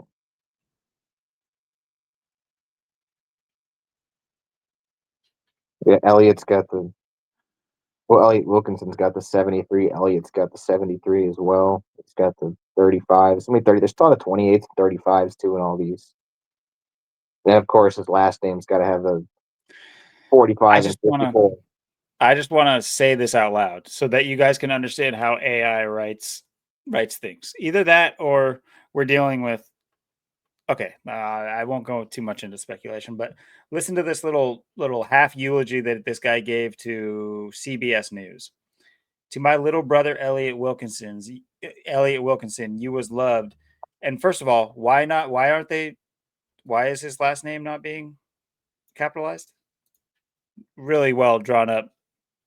This obviously got passed through several stages of editors and stuff. Anyway, to my little brother Elliot Wilkinson, you was loved and you will truly be missed. I know life was hard for you at times. Mr. Wilkinson's brother Cecil posted on Facebook. But I wasn't expecting to get the phone call this morning. You was one of them that got hit in New Orleans in the French Quarter. It's like, are you a narrator for this? You got hit in New Orleans in the French Quarter. It's like, why were you all of a sudden so specific about why didn't you just end the sentence that you got hit right in New Orleans in the French Quarter on block 144 and at 12:16? Like, why are you giving exposition? Anyway, I just thought that like this sounds like AI. If this isn't AI, I don't know. Yeah, I mean, like I said, look at these people's pictures. I mean, just look at the pictures. I mean, um, like I said, especially for that one dude, like look at the pictures they chose these people. It's like, This is the face that the Jesuits are all making at us right now. right, Don't believe in this crap. Just they're just about to bust. See, I mean, what's with the duck face they all got? right. This guy's got the red eye going on. First of all, when was this Exactly. picture taken? Cameras don't even do red eye anymore. That's what I'm saying. Like, and what is that picture? Like, it's like perfectly split in half. Like, what am I looking at? He's Like, only 21. This is a Polaroid? Like, how do you get red eye in? Am I tripping? Like, why is it so blurry and messed up? It's like modern cell phones don't do this. yeah, Is this a flip phone? I don't understand. Is this like a 2003 Nokia taking this photo? yeah. Look at Maybe that he's guy. obviously not using this guy's phone. Right, look at that guy. Man, just look at him. My name's Kareem. Wait, there was a Kareem involved? Oh This yeah. guy's last name is Jabbar. Am I tripping? Uh, wasn't there a Jabbar like, or no, his brother's name is Jabbar or something like that? Hold on, I gotta bring this up again. Uh, well, not victims.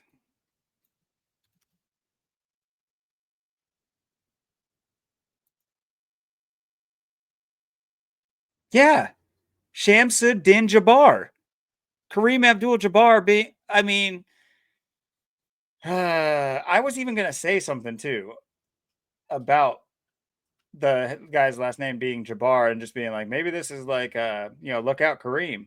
I totally forgot about that in the meantime while we're looking at these victims. So you have a Kareem victim from the suspect Jabbar. Crazy.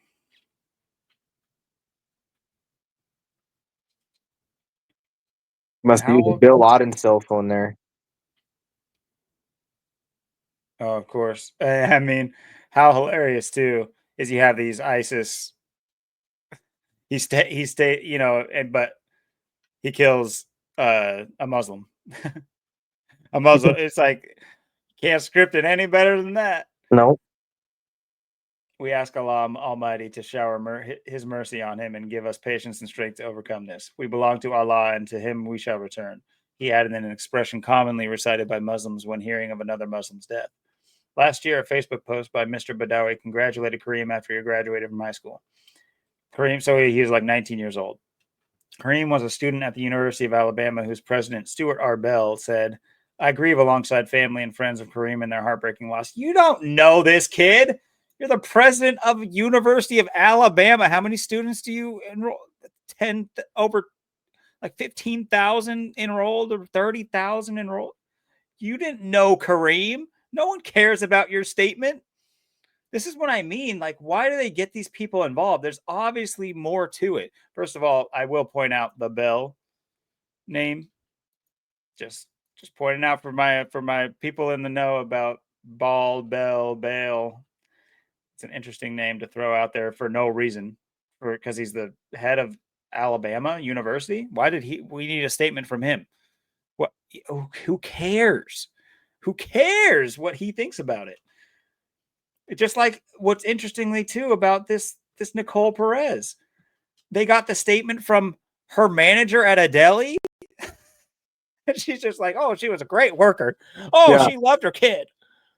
She made a great sandwich." It's like, what are you talking about? This is not what we need to hear about right now. Oh my goodness. Yeah, I mean, what's with this Huber? I mean, he looks like he's stoned out of his mind. He's got Not eye. I but mean, but he has the backing of the church, the Catholic Church. Do you see yeah, this? He went to a Catholic school and they're all just like, "Oh, shower him, oh Lord, the Archbishop Shaw family." This is what this kid. I'm sorry, I've known kid. I know this kid. I've known this kid exactly, and they're no Catholic saint. Let me just put it that way. But anyway, not to paint everyone with a brush. That might be doing that, but this just getting the eulogy basically from her deli manager. See what they got to say about Reggie Hunter. Oh, he's a store manager. I mean, what you're getting from this, a lot of it too, is like an attack on like American, just Americans. It's just, these are workers, just blue collar workers, or, even in some instances, students. Um, but I think it's mockery. I think it's saying like there wasn't anyone special who died. Just a bunch of nobodies. Just a bunch of like not. I'm not calling them nobodies. I'm not saying you're a nobody for being a store manager. No, that's not at all what I'm saying. I'm saying that's what they're saying. The mockery is saying that. It's like saying, you know, we could stand to lose. How many victims were there in total? 14. 14. We could stand to lose 14 store managers and deli workers. That's what I'm kind of getting out of this. What's hilarious too is that you have somebody who worked at the Superdome when the Super Bowl is being played in New Orleans, right? Yeah, Uh, what are can somebody run the odds on that? Yeah, yeah, okay, you live in New Orleans, okay. How many people work at the Superdome? And how many for one of those people to be involved, it just, these things are just a bit too much for me. Miss yeah. It's like I Jackson didn't know did what's that funnier. It's full like these time. people's pictures or the articles written about them. I mean, it's like you had to read like every line to like take it all into like how big of a joke they wanted to make this. It's like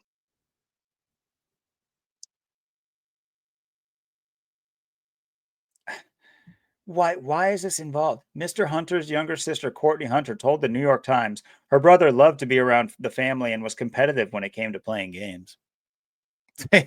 Yeah, they're playing games with us right now. But like, what does that have to do with anything? Please, I want no one to know when I die. Because if I don't care what happens to me once I'm dead, really. Maybe that position will change as I learn some things in life. But as it stands, the last thing I want, I shouldn't care, but the last thing I want is somebody being reading these like faux eulogies from given to BBC and CBS that just make a mockery of my existence. oh, You I love to know. play games. It's just like, oh, thanks. Appreciate that. Yeah, I know. It's like I can't even. It's like when I die, it's like fuck. I don't even know. It's like just like leave me dead or just throw me in a ditch or a woods somewhere and just say fuck it. It's like I can't. I I mean, can feel you the imagine exact having to same way. can you imagine? I mean, fucking, you're dead and you're in the fucking. And I couldn't. What's so stupid too is I can't. Stand like the idea that you have to pay for someone's death. Pay for a fucking funeral and caskets and all this bullshit. It's like I'm fucking dead. I'm I fucking straight dying. up, I'm going to, I will eventually. I don't know if I should say this on. I don't think I actually should say this. I'm not. I was going to say something, but I actually think that would be, in the future that might give my plan away. I'm not going to say it, but it's around what you're talking about, and yeah, it's my exact sentiment on it. It's ridiculous. We're so far from being people anymore. It's actually infuriating. And it's great that we're able to, branch off of these topics into like other things. I've mentioned, a lot of these things having to do with the cities themselves and the esoteric purpose behind their mentioning of these stories, and they're having these things be played out just to dog whistle to each other. We've talked about multiple different things, but yeah, this is just another branch off of it, is the fact that, you know, if let's assume all these are real, there's going to be 14 bodies to put in the ground or cremate uh all at once, and you have that, like, it's like, so your loved one's gone. Okay, there should be some sort of celebration potentially. That's even debatable on from my headspace of where I'm at. I don't like celebrations. I think a lot of them are, they don't actually, it's not, let's just leave it at, I don't think they're good. But we'll get into that maybe some other day. But potentially you have like a celebration of their life, whatever that may be. But the idea that they're stuck with this like burden after they're dead, it's like, guys, when you die, it's, I don't know what it is, but it is not some like thing where you should have to worry about your next of your family and other people you love, you being a burden on them just for your corpse. Like, how have we not figured this out as a people? I'm not talking to you, America. I'm pretty sure it's worldwide. They have the same ideas and concepts of getting rid of the dead or store whatever they do. And you look, obviously, rich people have a different idea altogether, which is another, once again, and that's another. I feel like we branched off into like 18 episodes for the next 18 weeks with these concepts and everything. But I mean, I obviously don't want to, you know, uh, whatever those things are called. Damn it, I'm blanking on what those things are called. The buildings that your casket stored in. I don't need all that. I don't even necessarily want a casket, anything like that. Um, yeah, the fact that people are burdened with, monetary issues, stress with, you know, getting dates and morgue just the system as a whole posthumously with somebody's death is ridiculous. It's absolutely ridiculous. People have no idea, they've lost their humanity. Their humanity, when someone dies, they cease to be living. They're not here anymore. It's over. Never mind, maybe not over completely for the soul and other things, but we need to come to grips with the reality of certain things. Maybe we find out some things later. I'm saying as it is right now, you burn or you're dug in. It's, there should not, like, how is this even a cost? Are we not aware that people are always going to die? How is birth a cost? Are we not wanting people to be born? How are these things not automatically subsidized? How are, you know what I mean? It's so strange to me. It's actually so strange. In my opinion, maternity wards should be like government assistance. Like, they should have a set amount of money they make. Schooling should be a set way to be maternity ward ready. And so that it's a very low window to pay. Obviously there could be complications, so you might need a doctor, but at the end of the day, you need a wet nurse. That's it. You need, family and a wet nurse at the end of it if they don't know how to do it themselves. That's all we really need. But you go through this whole rigmarole. Now, I've had 2 kids, so I can speak on this, and it's just so unnecessary. Yet, you see the like like the demonizing of like at home births and stuff like that. I'm like, guys, we're not so far removed from that being the only option. This is why are we acting like, when it comes to standards nowadays, it's so frustrating that people can't even realize that 40, 50 years ago, the standards were so different and people weren't just dropping dead because we didn't have Lysol. Like, this is not how the world ever worked. Yet now it's just like, oh, I touched something. Oh, I touched something. Oh, you coughed. And, that's just one facet. But going back to birth and death, like, I'm sorry, it's it's ridiculous. I got TurboTax in my email, 3 months before tax time, telling me, "You ready? You ready to get ready? You ready to think about it? Yeah. You thinking about it yet? We're doing it. We're gonna do it." But it's just like when it comes to your corpse being taken care of at the end of it, it's just like, oh, let me figure it out. And it's gonna cost a pretty penny. You're gonna have to go do it all yourself. There's nothing set for the millions of people that die a year for whatever reasons. There's just nothing. We still aren't at a standard set. We still aren't at a standard way to do it. You should not be able to have a lavish death. You should not be able to have a lavish death. That is just so stupid. That's the dumbest, stupid thing. You shouldn't have lavish birthdays either. That's where I'm coming from. But you should never a lavish death. Are you a pharaoh? I'm sorry. What were you expecting? Do I have to go kill your dog and bury it with you? Because it's only a year old, but you want what you want. It's your dog. It's just this is sorry. This is a ranting episode, but No, this is a great subject. This is something we haven't talked about yet. It's something I do like talking about and bringing it up, just how I feel about this, because this is something I think that goes not. It's not just a feeling for me. I just think it's just how I just perceive everything. You come in the world, and then, oh, boom, here's your your social security. Here's your birth certificate and social security number. And have fun. We got you hooked on the line. Now send you down and be the slave. We made for you here at your birth. Putting you in the system, and then and then you die, and it's like, oh, oh, now you got to pay for this funeral and this casket, and it's gonna be so expensive, or got to pay for this cremation. It's like I said, fuck it, just if I'm dead, just fucking leave me laying there, just throw me in a fucking ditch or the mountainside, or fuck, yeah, throw my body on Mount Rainier and let the mountain lions have their way. Fuck it. It's like I'm gonna spend. It's like why do I want someone to spend money on me when I'm fucking dead?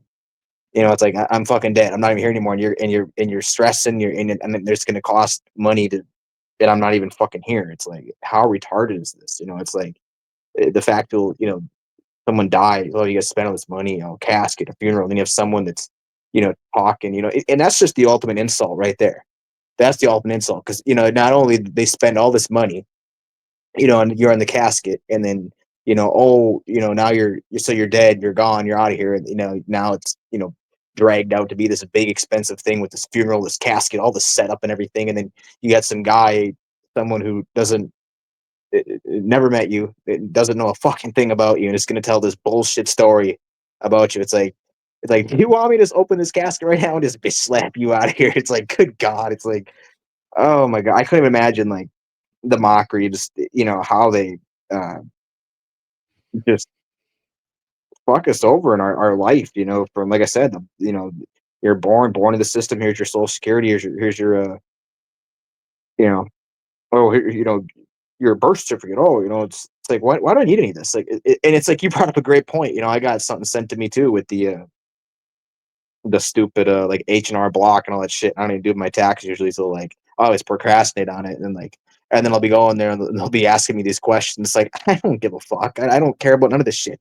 You're lucky I'm here doing this shit. You know what I mean? It's like, I swear these people want to be punched in the face. They're like asking me all these questions, like, you should research. You should look at this. You should. And it's like, I don't care. I don't care. I don't want to hear nothing about it. It doesn't interest me. It's like, do you really think I'm here? I'm going to be excited to give the government my money. It's like, who do you think you're talking to? It's like, they make it to be like, oh, this is just how life is. And it's like, no, it's not like that at all. It's like, you're not meant to be that way. That's not how it's supposed to be.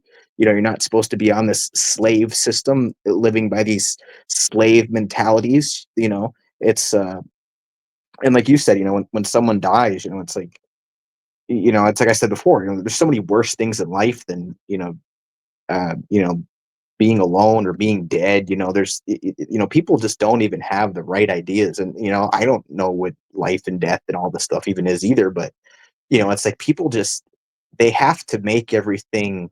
Um, it's kind of like how we always talk about like the money side of things. Like people just have this uh, money like philosophy mentality where it's everything just comes down about money and service and status and all this stuff, and it's people just are so their minds are just warped from reality of what the world's really supposed to be about. People, it's they don't have an idea about anything. These are the things people are thinking about, they're worrying about. Like I don't worry about this stuff at all. It's like I couldn't even care about it at all, and then people want to so it's like these are just things that how certain people or what most people think about and what they want, for their life, or they always talk about what they want for when they're going to die or their funeral or setting that up, or you know and like I mean I've never even gone, and I know you can you know you have to cuz like your social security, your birth certificate, all the it's all about the there's reasons why your name is written all caps. um Corporation. yeah, Gotcha. you're a business, just a big business, Corporation, if you look up the etymology of these words and right? means body and yeah, yeah, I get it. Corpsey We'll have to talk corporation. about that. Yeah. Yeah, I mean the way they set you up. I mean, I've never, I know you can get out of it and you can like get your name back, because it's all about how they write stuff too. How you use like quotations and stuff to show like ownership of like your name and who you are, and it's like when you go to court and stuff. If they use the all caps name and say is this is Austin William Kletchka here, and then you can say, well, no, it's not even me. See, this is me over here. So you got the wrong guy. So I don't, I haven't gone through that. I mean, I don't really think it really matters, or it's, I mean, it's something some people I know they've done where they've gotten off through the system and stuff. But I mean, I think it's Well, it kind of goes back something. to England. I did mention this a few episodes ago. I have to remember about what we were talking about, but basically, England declared everybody lost at sea after a great fire. They declared everybody lost at sea. I can't remember. It has a weird name. It almost, I think I remember. Kind of sounds French. The thing that they used, they invoked in order to do this. But basically, the state took possession of everybody's name and material possessions, and they said they're dead until they come back and claim them. We own the rights to them, and this is pre-American uh, you know, founding and all this stuff. And but obviously, if you know anything about that, you realize that why come over here and venerate the place that we're escaping? Why are we talking about York and Hampshires and why is everything named like like England? It's because everything followed. The church followed. Everything is. It's all the same. You know, King. There's a couple different kings involved, but anyway, the kings of the monarchs of uh, England, they weren't, they're not giving up all their people to just come over here and just do whatever the hell we want. And so you have this um, ratification of the Constitution. No, what it is it's masking the continuation of the same policies that were going on in England. And that's why you have what you're talking about right now: birth certificates and social security numbers, and the corporate body that you entail, or that you take on at birth, that without knowing it and without claiming it, you're basically every time. And this is me because I haven't fought against this, and I know certain things about it, but like Yeah, you I said, haven't either. it's so annoying that we should even have to. Maybe this will come to a head at some point and we'll have to get more involved with it. But the fact is, when like you were saying, in legal settings, when you invoke your own name, when you invoke your name, it's almost like your slave name. You know that, It is what it is. You are basically signing a legal document with your corporate name. You're okaying the debt that you're going under, just like you're a business. You're okaying all of these things, and they're gonna. So when you are backed on taxes, you're a business that's backed on taxes, and you as a business owe a debt to America for being a business in America. You're allowed to be a business in America, and under the Constitution, you are to pay taxes to the crown. It just doesn't say the crown, but you realize that these systems are all the same systems they had set up in England, that you have to pay royalties to the crown and all these certain things. And then the same system is a modification of the you are dead until you reclaim your name. You're dead. You're not a sovereign citizen. You don't exist. Yep, Your corporation exists, you do not exist. That's why when they can repossess all your stuff, because it's not yours. exactly. You said it's not yours according to them. This is them saying that everybody's playing the game and they all have the same ability to know what we're doing, so it's okay. That's what their mentality is about it, which is not okay. um, there's nothing about this in school. Anybody that wants to tell me that they learned about this in school, please leave the comment what school you went to. I don't dox yourself, but tell me, how they taught you about this in school. I don't think I'm gonna. I mean, granted, we don't get a lot of comments anyway, but I don't think those comments are flying off, in YouTube comments anywhere. I certainly haven't seen any curriculum centered around this. In fact, I don't think there's a lot of curriculum on London, England as a whole in school, in the 13 years of school. Like like wouldn't you want to know something about that? You come from a country that declared everybody dead at once. Everybody at one time. They thought that they were so big. Like these people were so important that they could declare everyone dead. One person is not better than one other person. That does not exist. Yes, you can prove your merit in different ways, but at the end of the day, to have that mindset, that's Luciferian. That is the Satan. That's the Satanism. That is at the upper echelons of all these. That every industry and every the politicians and all levels of government down to entertainment, all those things. That the people at the top of all these castes are satanic. They are Luciferian. I'm not talking about God and Jesus necessarily. I'm talking about ideology. They all have the same ideology that puts their ego above those of, because they're able to cast spells and see things happen in the real world. They get a sense of power from that, which power is a way to exercise you being better than another person. That's what it always has been about. You're never going to see a balance of power when people have egos at play. If there's one ego at play, a la Lucifer in heaven, it throws off the entire balance of power, throws it completely off. You cannot have power in balance if there's even one ego. That's why you have systems like the Jesuit order that don't allow egos. They do not, the top, they can have their ego, but all of their, if you end up being, an active agent for the Jesuit order, good luck complaining about the mission.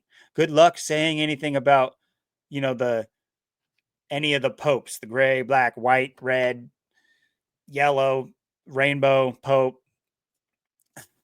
Good luck saying anything about that. You better not have an ego. They aren't allowed an ego because that's the balance of power. They have, but it's not balanced. A true balance would be, you know, communism. It would be, everybody would have the same, potential for say in things. That doesn't mean everybody needs to have a say. Just like I don't think half the people in these, you know, interviewing their second cousins so that they can tell you that this guy was pretty competitive with video games. Okay, we didn't need your say, and then the balance powers off. But no, but yeah, I mean, it's a little bit off the rails what I'm talking about, but I hope you kind of understand what I'm talking about here.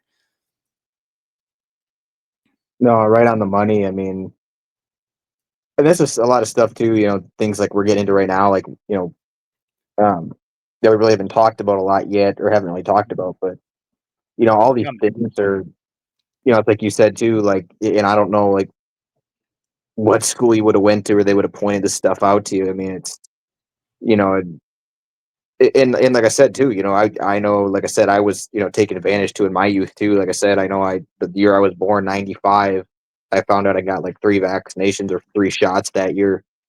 So, that just plays into all of this as well. Getting the vaccines, the shots, getting, into the, all the stuff they get you. I know they take like your fingerprints too, and like your footprints and everything too, and when you're born and stuff. So they make sure they got you right there on the spot. That's the way they take advantage of you in your youth. And they don't bring this up to you in the school. No one else really tells you about these things. But oh,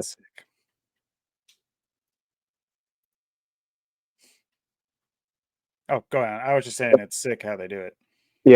yeah, and no one really like, um, this is stuff like I said. And like I said, I haven't. Me and you haven't fought. Against the Social Security and the birth certificate and stuff like that. I don't even think at this point it really is even going to matter. Like I said, like we said, it might come to that. It might come to a head, but I don't really think at this point, uh, that it really matters. But I know some people, do that and they go that route and stuff, and um, this the whole system, the way they get you. It's everyone is different, but um, for the most part, most people are going to school, they're going through the indoctrination, they're going through, what most people are going through. Some people, they get the homeschooling, some people they can opt out of it. They have different options and stuff, but they just bring up this, they get you at a young age just thinking this is the way life is and this is what it's all about. And this is where I differ from a lot of people. I was a kid, because I was always asking questions and I was always against the stuff. I was always like, well, I don't like this, right? I don't understand this, or why does it have to be like this, or why aren't we doing that? But they, of course, they don't want you to question anything. They don't want you to look at anything. They just, want it to be whatever they're going to tell you it is. They're like, you go to school, they're going to tell you, we're the best. We're the best country. We're so free. We're number one. We're the greatest. And you could be, think about it. You could be, you know, in Africa right now. Think about how bad it would be. You could be in South America right now. Think about how bad it could be. You could be in Asia. You could be in Europe. Think about how awful that would be. It's like they just want you to. They're going to tell you, "Oh, we're the best. We're the greatest. We can't do no wrong." And then they don't explain or tell you any of these things. And then these are just the things that um, some people, it's like you said, how you get the letters from the IRS and stuff, and or and they're and then you got to go do your taxes or whatever. But some people, I don't know how much they can really cheat, on their taxes. How much people get away with it, some people don't. But uh, the whole, uh, like I said, with your name and like it, like showing ownership, in the parentheses, the way it's like written and stuff. Like I said, I mean, when I've had to go to court a few times, but you go to court and it's like and they don't teach you. This is another thing they don't teach you either, is like what all this stuff means. It's why everything is the way it is too, set up. Like I said, someone calls out, Austin William Kletchker. Well, it's not even you, because it's the names in all caps, and you don't even, they don't teach you that, that's not even your real name. And then like I said, in the parentheses showing the ownership, then that shows that you own and possess your name, and that it's your name. And a lot of people don't even know how to really write their name. They don't know what how to go about these things. And this is something that you know whether or not it matters that much or not, it's something that it goes, it goes with everything else. Like I said, like how when I was a kid and I got these vaccines that I didn't want nothing to do about, and then I find out about it years later. It's like, oh well, that's great, and it's like, I remember when I would be like, even like 5, 10 years old, and like going to the doctor and like getting that stuff too, whether it's shots or stuff like that or anything. But that's how they do it. They just normalize everything and then make you think it's all good. Next thing you know, you're getting a COVID shot and you're out of here because you just thought it was all the same. And they normalize it, get you feeling comfortable and get you feeling like, oh, see, you're all good, you're all part of the system, and then boom, we just take you out like that. That's what they do to people, and it's a sad, sick system, and it's a sad, sick world how they uh, go about these things. I mean, more people should look into these things, or at least be, I mean, it's like I said, I there's nothing I can do when I was born, but now it's like, Jesus Christ, I stay far away from the doctor, the hospital. I don't want to be part of that shit or go there at all for anything. So it's Yeah, like, me neither. I haven't been there in well over a well over a decade. I don't know. I'm actually, yeah, maybe a decade and a half now. Maybe 15 years since I've been, well, other than going to the hospital for the birth of my kids. and I never liked going there in the first place, anyways. Especially when I was a kid, I didn't like going there. And then you find out you're right, and then you knew why you had that feeling. It's like, okay, then you see something like COVID 2020 happen. It's like, okay, yeah, now I can never go back there again. Yeah, the last shot I received was um, in, was it middle school? Yeah, it was middle school for tetanus. Yeah, it was because it was like sports related. They needed me to, which is another joke how they do that. Oh yeah. But I remember the nurse who came in to administer the shot. She just kept poking my bone, and I have a pretty high tolerance for pain, or at least I did when I was a kid. I think I still do.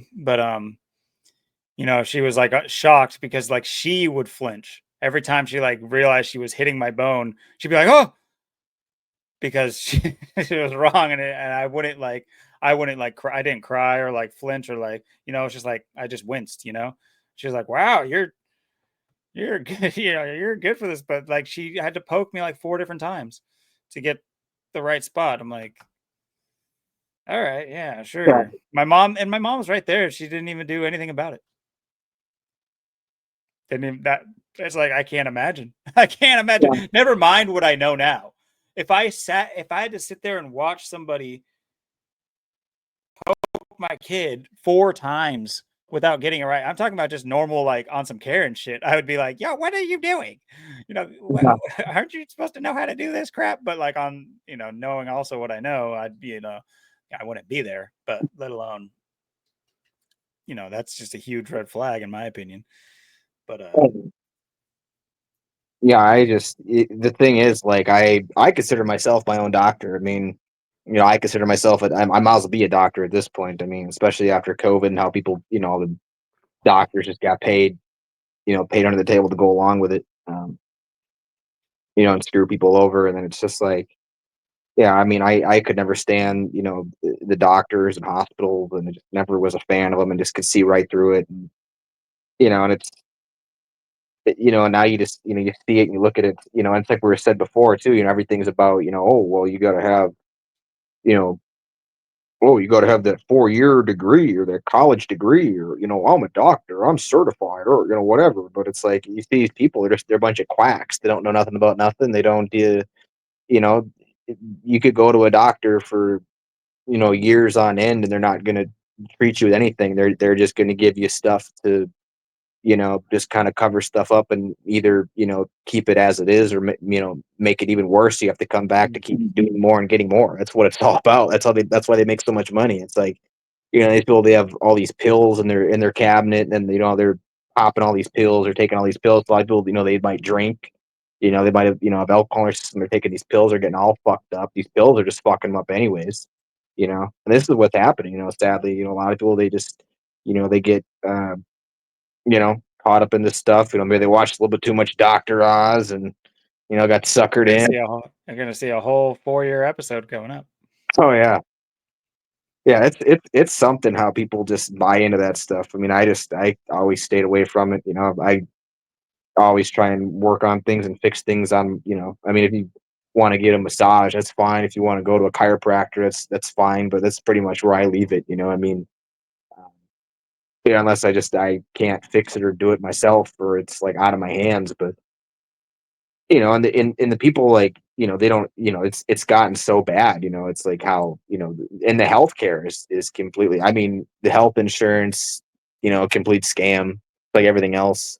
Um, what I mean, what do they don't even take care of you, as it is, it's like what is the point of all this? You see these doctors making all this money. What do they do? I mean, they don't treat nothing. I mean, all they do is tell you a bunch of crap, and then, like I said, things just stay the same or get worse. You got to keep going back and just getting more fucked up and getting worse. It's like, they don't teach you anything. Don't teach you how your body works. Don't teach you how things work. You know, that's just that's just facts. It's something in school. You don't learn how your body works, how to take care of yourself. What healthy germs and bacteria are. You don't need hand sanitizer every 10 minutes. Those pesky germs are going to catch COVID. That's what they're going to teach it, and everyone's going to put the hand sanitizer on and then weaken their immune system. They're going to get sick as fuck, and that's what they do to people. I mean, they just turn people inside out, and it's a sad thing to see and watch. It sure is, and I don't see it.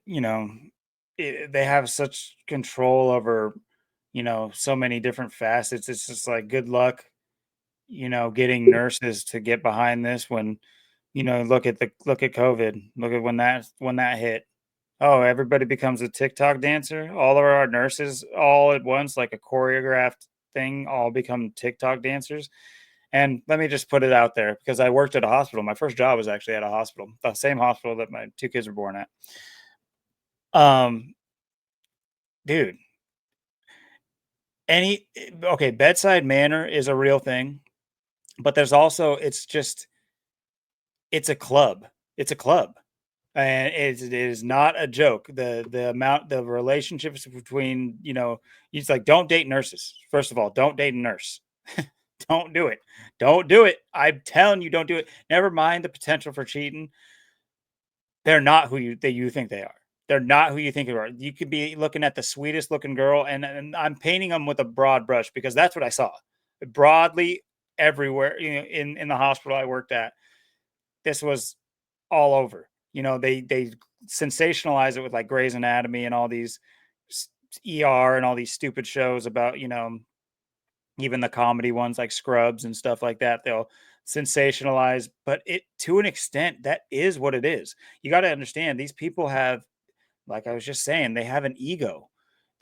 It's like it's one thing that you need help, but you're reaching out to people that consider them better than you because you're reaching out to them. Like that in and of itself gives them the ego to say, I don't know if that made sense or not, but it's like the doctors have an ego because they have basically a power you don't have. And by going to them, you admit that. You basically feed into their ego. And I'm not saying you shouldn't have to go to a doctor. I'm just telling you the mindset that they have. These like I delivered carts to all floors of food, to all wings of the hospital. And do you want to know the place that I saw the most ratchet and nasty version of nurses? What nurses they were? The maternity nurses. By far. I would go in there and I'd hear the most crazy stuff just walking by with the cart. And dude, dude, they it's weird. It's like a sorority. It's like but it looks more like a fraternity. It's definitely more of a, it's more disgusting than anything. The things I would hear and that the way that they um even in their setting that they're in, they're just allowed to like fester these weird like ways of thinking and acting and these things are permeate in all sectors of humanity where we work together. I understand that. It's just when you pair that with what because you go to the hospital and if you're a patient or if you're a having a child. Oh, honey, honey, honey, come, oh, sweetie, sweetie, honey, honey, sweetie. Wait till nighttime when there's no people there. Holy shit.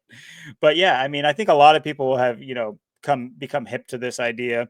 I mean, like I was saying, the TikTok trend with all the nurses that kind of exposed it. The fact that these are all just ratchet, attention seeking people when I'm not saying you can't have humanity and like flawed humanity and be a nurse. It's just you would think that you wouldn't be one of the people that sunk to the obvious like degradation sides of society when you're like a nurse or a public servant. Big quotes on public servant because, like I said, these people function off egos. Their ego is what drives them forward, not the helping of humanity, not, you know, a doctor becomes the best doctor so that they can say they're the best doctor, not so that they can heal you the best. That is, give me one example of a doctor that that goes down for just healing the most people. You won't see those. Go look at their titles. They're not for. They didn't heal the most people. That the doctors they perfected a surgery, or maybe not perfected a surgery, but they have their accolades have nothing to do with the help of the community they served or whatever. It's and I could go on and on, but I'm giving you anecdotal evidence of where I worked. But on top of that, it's yeah, you brought up the COVID thing, and yeah, it's just apart from your friend and neighbor, it's also people in all the sectors that you would think that might be teachers. Obviously, you think about the pillars of what the average person would assume, and I'm telling you, they do assume this. They do assume that a nurse is, on average, a sweet human being. Like a sweet human being. I've known very few sweet human beings in my life, by the way. I want you at home to count how many sweet human beings you've met that you could just know are sweet people. Like, what's the word? They're, you know what I'm saying? You can tell that their intentions are, relatively pure, and they're actually sweet people. They care about you and for no type of reason. Good luck. You're not gonna run out of fingers, I promise you. You're not gonna need both hands. Um, but I think the average person assumes that those people are teachers and doctors and nurses and all these professions. I can promise you they're not. They are the very much so the exception to the rule. The rule is much more ego driven, and it kind of boils into that same idea that we talked about on multiple episodes now, I think, is the idea of these fake pillars that hold up the system, like stock traders and number crunchers, and like you mentioned, IRS workers or H&R Block's tax guys. Just how sad is it? It's actually sad. I'm not even being rude. These people live certain lives because their parents want them to get a good job and work into the system so that they can have a stable job. And what better of a stable job than to be a tax guy? But just your life, dude, your life sucks. You're sitting at a computer with zero, you're not getting enjoyment. You're not getting enjoyment crunching tax numbers. Let's just be real. Nobody's getting enjoyment from it. The only enjoyment they get from it is maybe the money they get from it. And that is just sad. It's sad. And it's another job that holds up the system on itself. Just the idea holds itself up. You have the people perpetrate the idea because the system, it's just a cycle of it. As soon as you hop off the merry-go-round, the whole thing falls apart. We need to hop off before it's going too fast to jump off. That analogy kicked ass, in my opinion. If anybody knows about, merry-go-rounds in school, those death machines that they allowed us to have.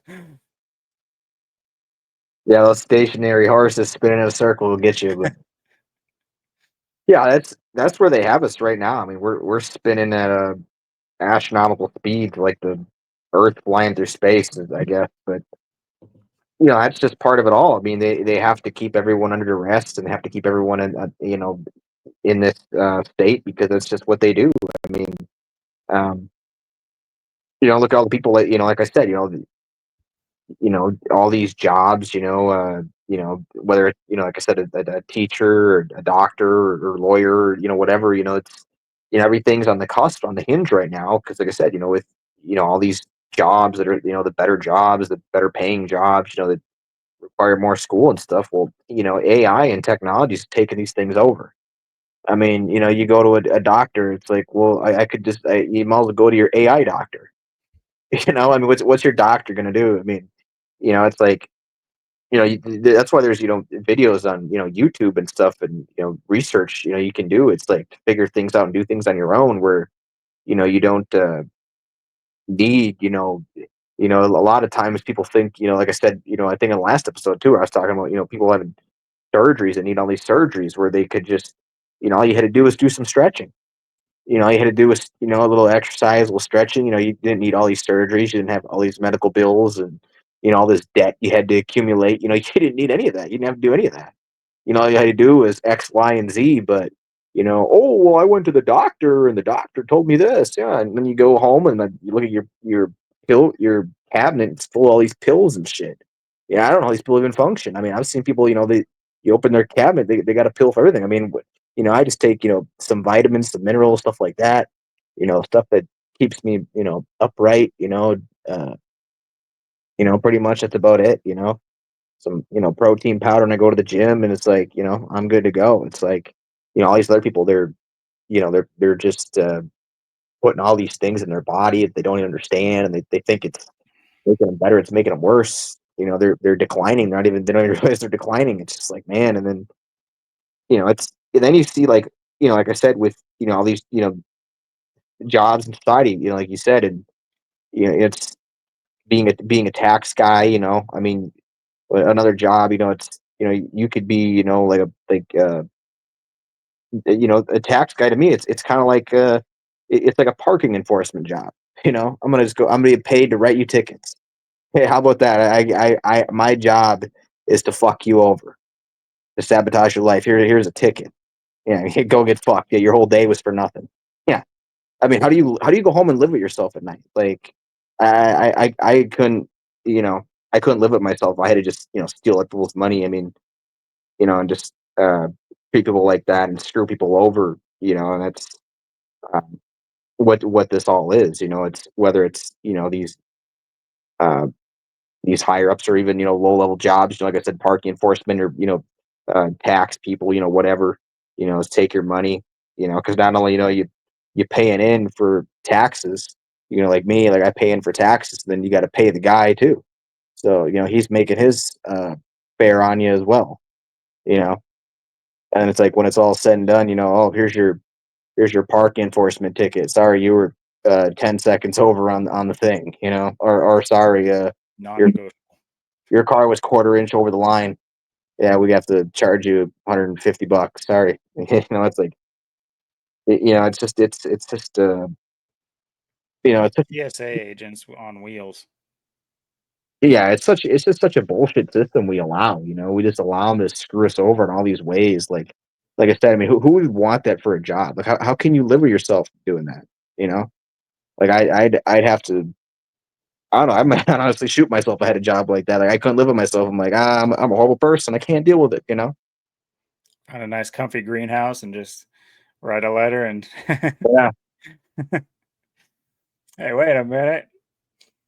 Yeah, I mean, if you end up, if I ever get the news that you died in a greenhouse, I'll be the first to hit up NBC and just let them know that you enjoyed jumping on trampolines, and that's Yep. you died in a greenhouse and you enjoyed jumping on trampolines. Yeah. That'll be the quote that you get from me. Yeah. Logan's gonna be my eulogy. The Logan G, the eulogy, I got you if I in real life. and the Nirvana and the William. You see, this is where it all comes. Yeah, it's gonna be number filled. People are gonna be like, huh? But they're gonna come out of it The Austin awake. Jesuit, the Austin Jesuit, the William, the Nirvana, the Klutchka. See, this is who he was. This is what he was all about. See, here's the numbers. Here's the Gematria. Like you'd be breaking it down, you'd be telling stories, you'd be like, yeah, first time I met him was down in Portland, and then he came over, and we did this channel, and who was here he was, and it's like we just have it all set ready to go. It's like, bam, that's how we gonna do it.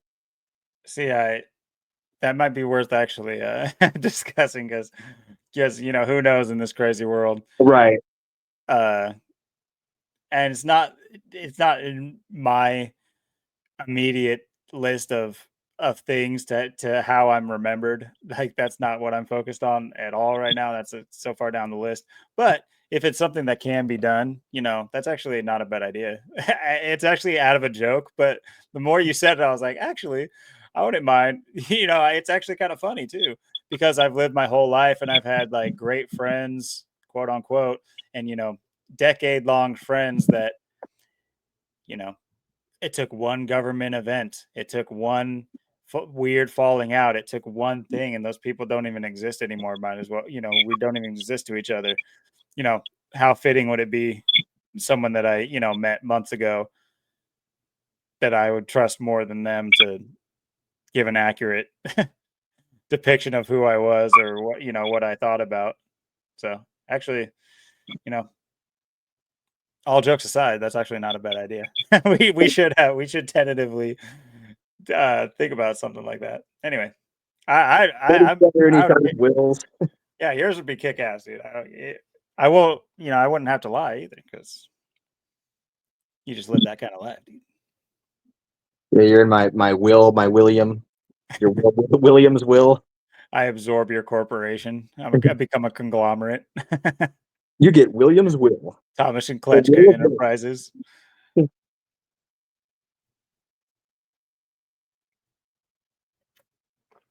No, but I guess we can maybe potentially close the chapter on that. For now, like I said, we branched off into so many things that are going to require whole episodes. A number of the things we've talked about through these contrived stories deserve not the story themselves deserve the necessarily anymore. I mean, there's still more to talk about. There is a lot to talk about. We've given a small amount of gematria, a lot of our own opinions and what we think, the greater storyline, what these things are all meant to do to us mentally and psychologically and even physically. But there's so many turns we can take with the symbology having with these things, the way the psyops of the crisis actors and the crisis names, and then you know the yeah, just having to do with the storylines. There's several things that branch off and deserve their own episode, but I know there was one other thing that we wanted to talk about, and I mentioned it in the lead up, was good old JC, good old Jimmy Carter finally kicked the proverbial bucket. And I mean, he died, sometime last year, or sometime earlier last year or the year before even, but they just been wheeling him out, just I don't know. There's something to be said about if that was even Jimmy Carter, the Right. old guy they kept wheeling out. Like, obviously, people will be going on that, and I don't tend to lean towards that kind of stuff. I really don't. I could care less about cloning and stuff like that. Not that I could care less. I think that I'm not here to doubt it or like say it's not happening. But in my research, because I was looking because I make the thumbnails. And so I was looking for the best picture for this scenario in my thumbnail.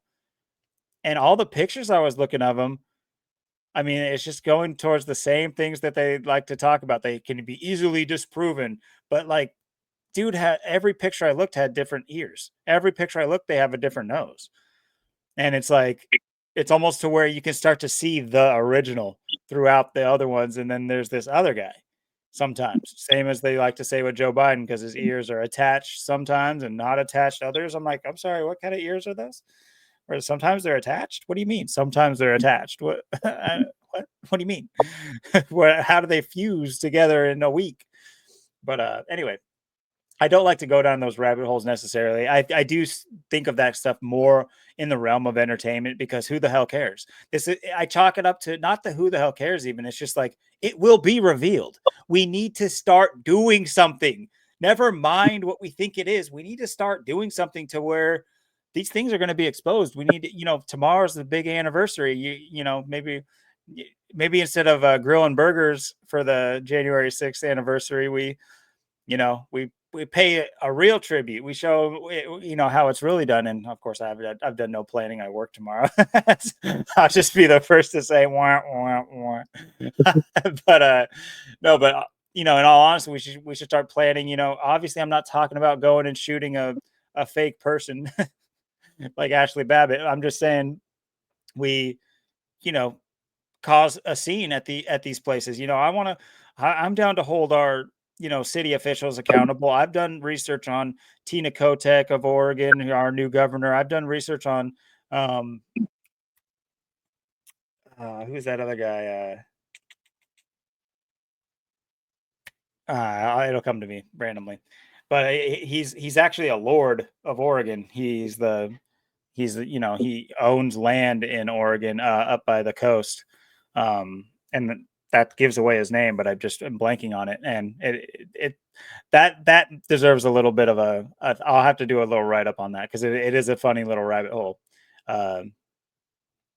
But anyway, never mind all that. But yeah, we need to hold our these people accountable, these fake puppets. Put start light a match under them. They're going to start squirming. They have nothing to stand on. There's no, they're not going to be able to, other than law enforcement. They can use them as a crutch, but that's it. They can't talk their way out of it. They can't show you evidence their way out of it. These things. That's why you can't get to them. That's why they don't exist in the daytime. They're not real. These people aren't real. Good luck. I mean, how many times have we had to listen to Zach try to get a hold of a city official? Right. They're never available to talk. I'm sorry, you're a city official. You're a public servant. What do you mean you can't talk to somebody who's concerned about something? Did you not swear an oath on that their Bible? Right. So I mean, these things are all just jokes. But anyway, I'm going on and on. But Jimmy Carter died at 100. I don't know. Did you have anything to say about this? Just about the optics of it, or maybe Uh, the gematria?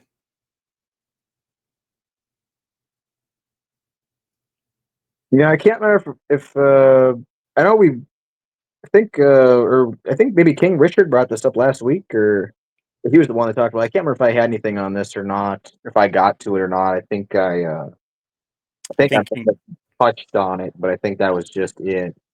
Um, Other than Jimmy Carter dies, it was the December 29th, Mhm. the 4 months till my birthday, and it was in Plains, Georgia, with all the planes crashing. The Plains, Georgia, and then Georgia 44, the kill. So, for those of you who don't know what And, the importance of 1229, uh, the number itself, of course, this is a date we're talking about. He died on December 29th, but you take away the slash and it's 1229, which is the 201st prime, which is telling whenever this number is at play. And This is just a quick little write up. And yeah, King Richard did talk about this, and uh, he had a prediction that he would have died at 101, which makes sense. But I don't. Oh wait, I did mention at the end of that episode too that his prediction was still right, correct? That because he did die in his 101st year of life though, so because his birthday is uh October 1st, so like take the slash away, it's 101, just like his 101st year of life, obviously. But yeah, the Plains, Georgia, it's just a lot of mockery. But I pulled up some numbers just so people can kind of see it. Hit This is all happening after remarks made by Trump about uh, retaking over the Panama Canal, yeah, which Jimmy Carter is the one that signed over the Panama Canal in '77. Panama Canal equals 77.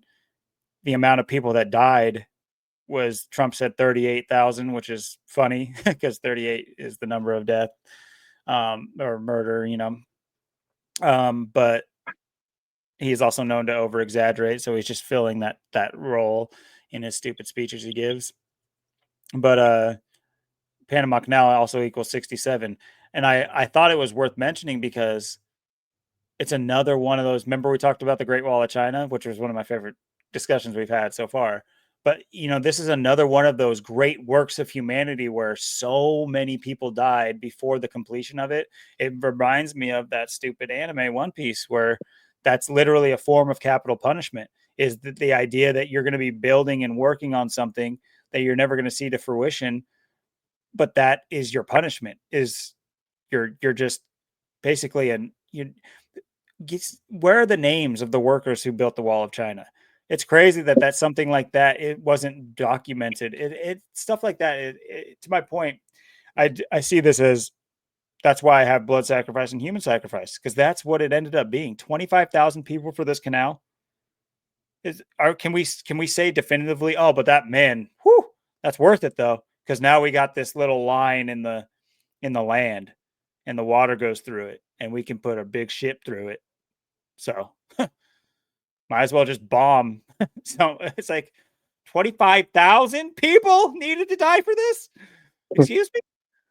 It's just amazing. But these stories are obviously just unbelievable.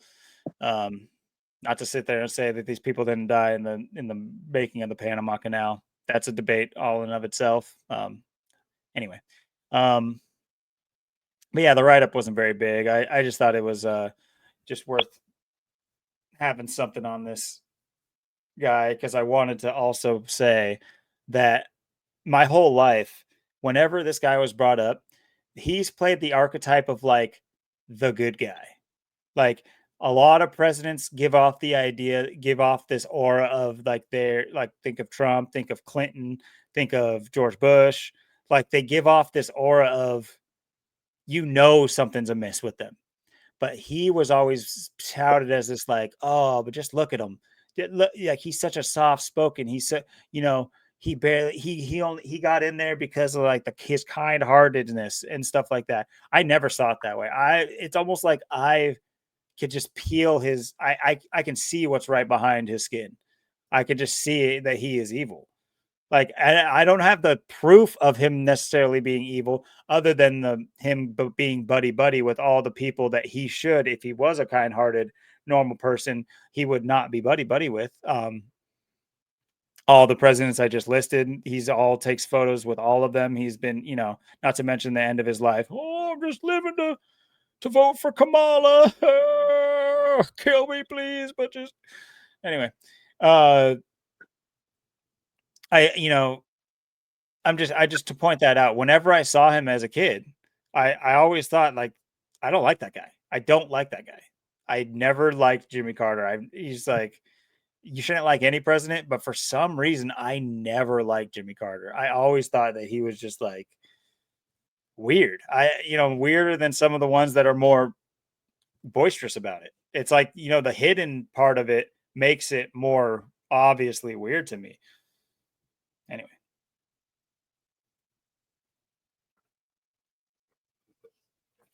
Of course, you have him dying just after Christmas, and his initials being JC.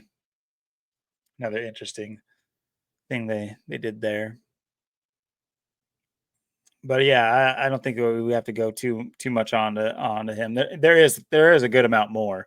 Um, just I know Zach covered these things. A couple of these things I saw independently, but I know Zach covered them. And please do go check out Zach's channel for the coverage on Jimmy Carter, and because that is a much better representation of how, because he's been pointing out these numbers to do with Jimmy Carter forever, because he's been predicting his demise um, through Gematria, and all the numbers that he points out, every time they wheeled his ass out, it was always to do with the number, his numbers.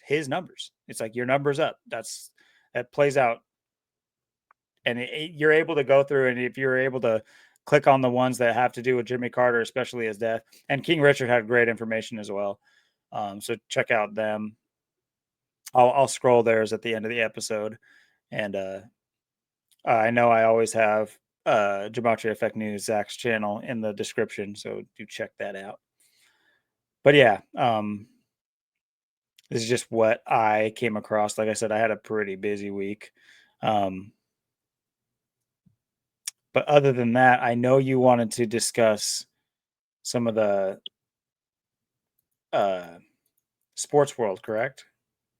Yeah, and then there's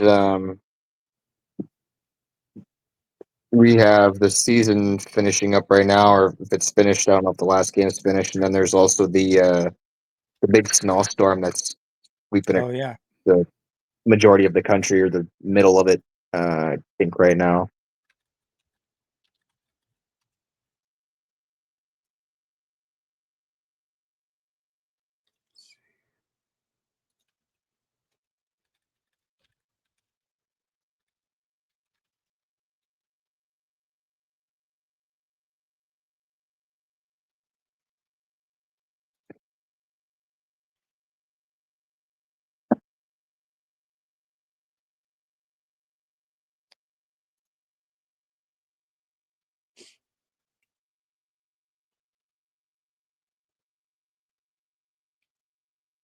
Go ahead. Yeah. What are you seeing with this storm?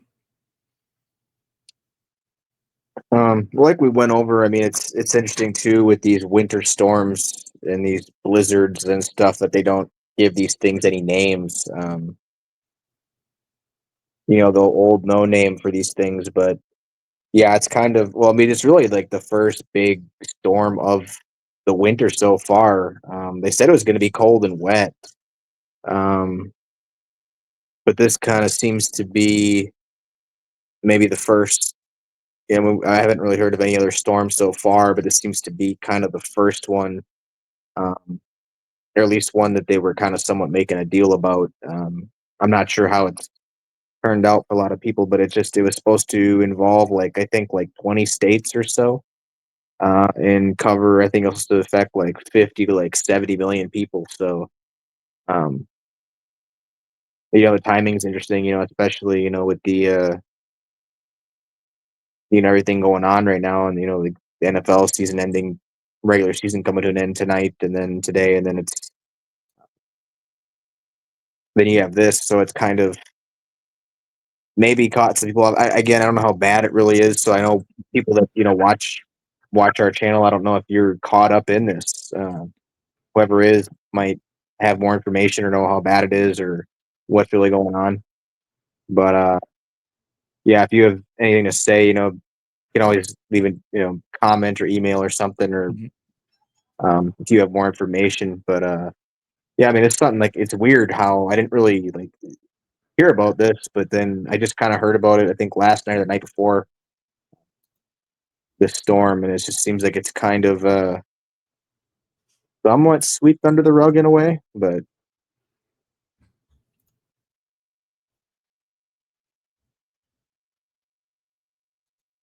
Yeah, it's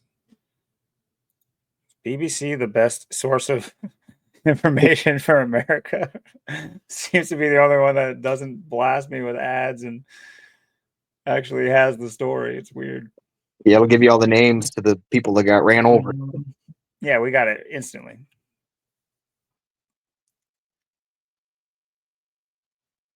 Interesting. That's 60 million.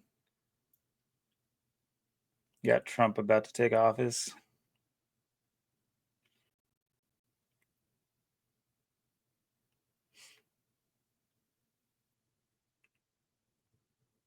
Now, I don't know what's debilitating about even a foot of snow.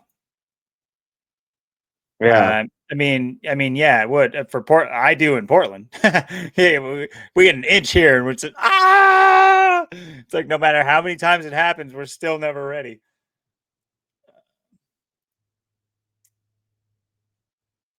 yeah, I think a lot of it was supposed to be ice and cold too, like Yeah, cold. the ice, I could see it being a problem. And oddly enough, I did get like a weird little video. I didn't watch it, but it just like auto played for a second of apparently they're having a huge issue.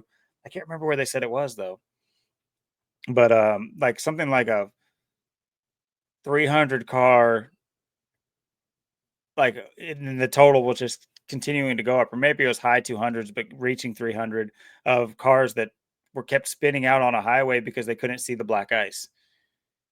and there was just car one after another, one after another, one after another. They weren't able to get ahead of it before like close to 300 cars had already spun out and like either hit the median or hit other cars.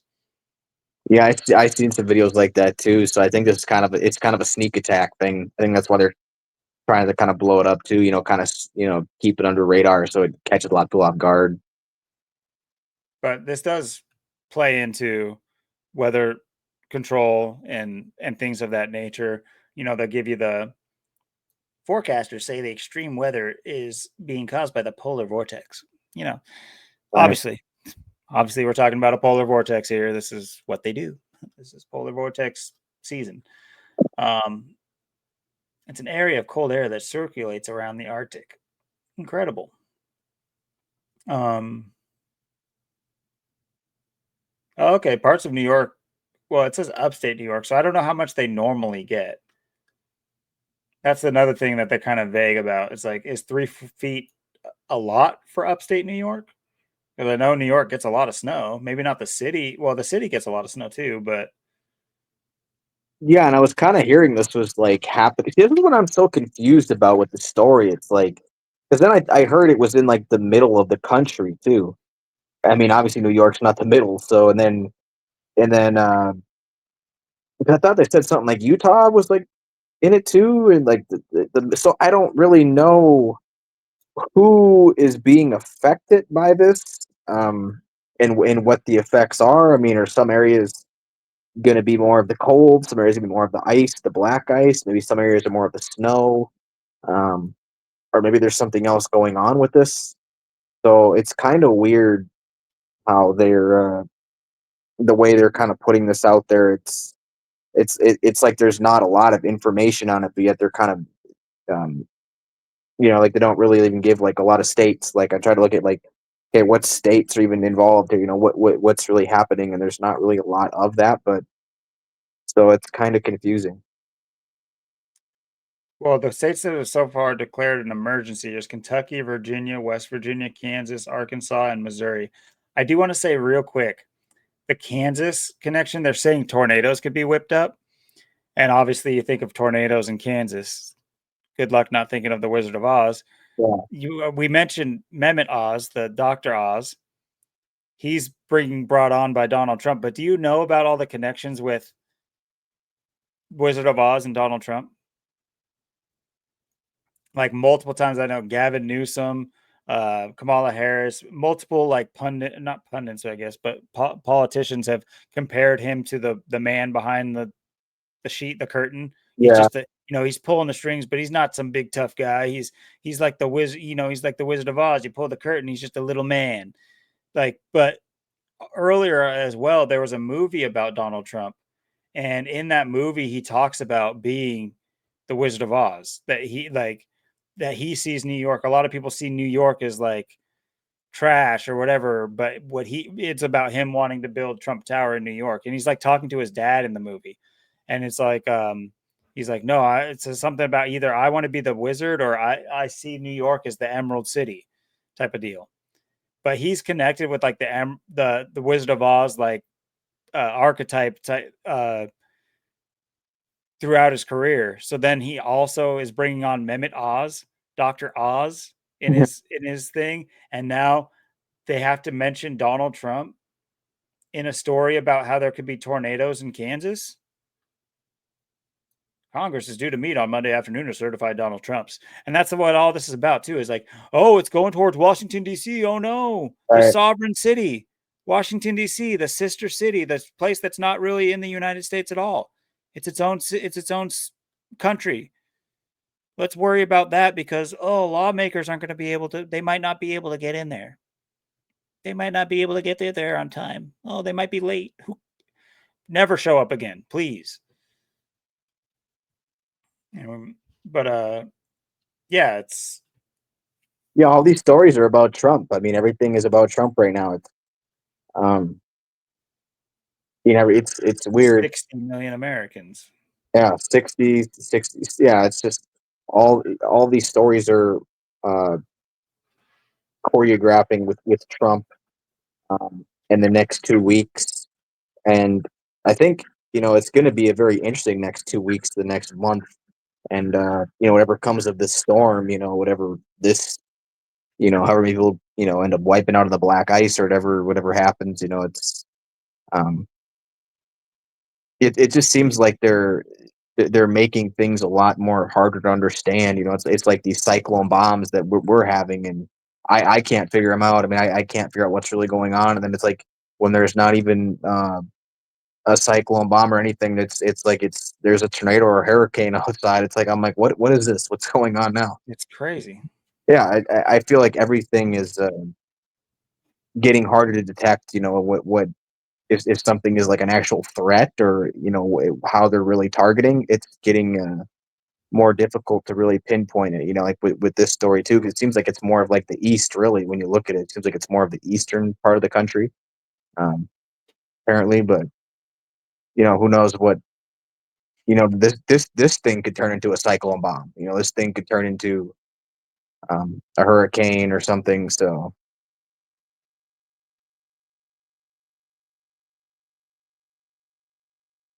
It's interesting the the places that they highlight here.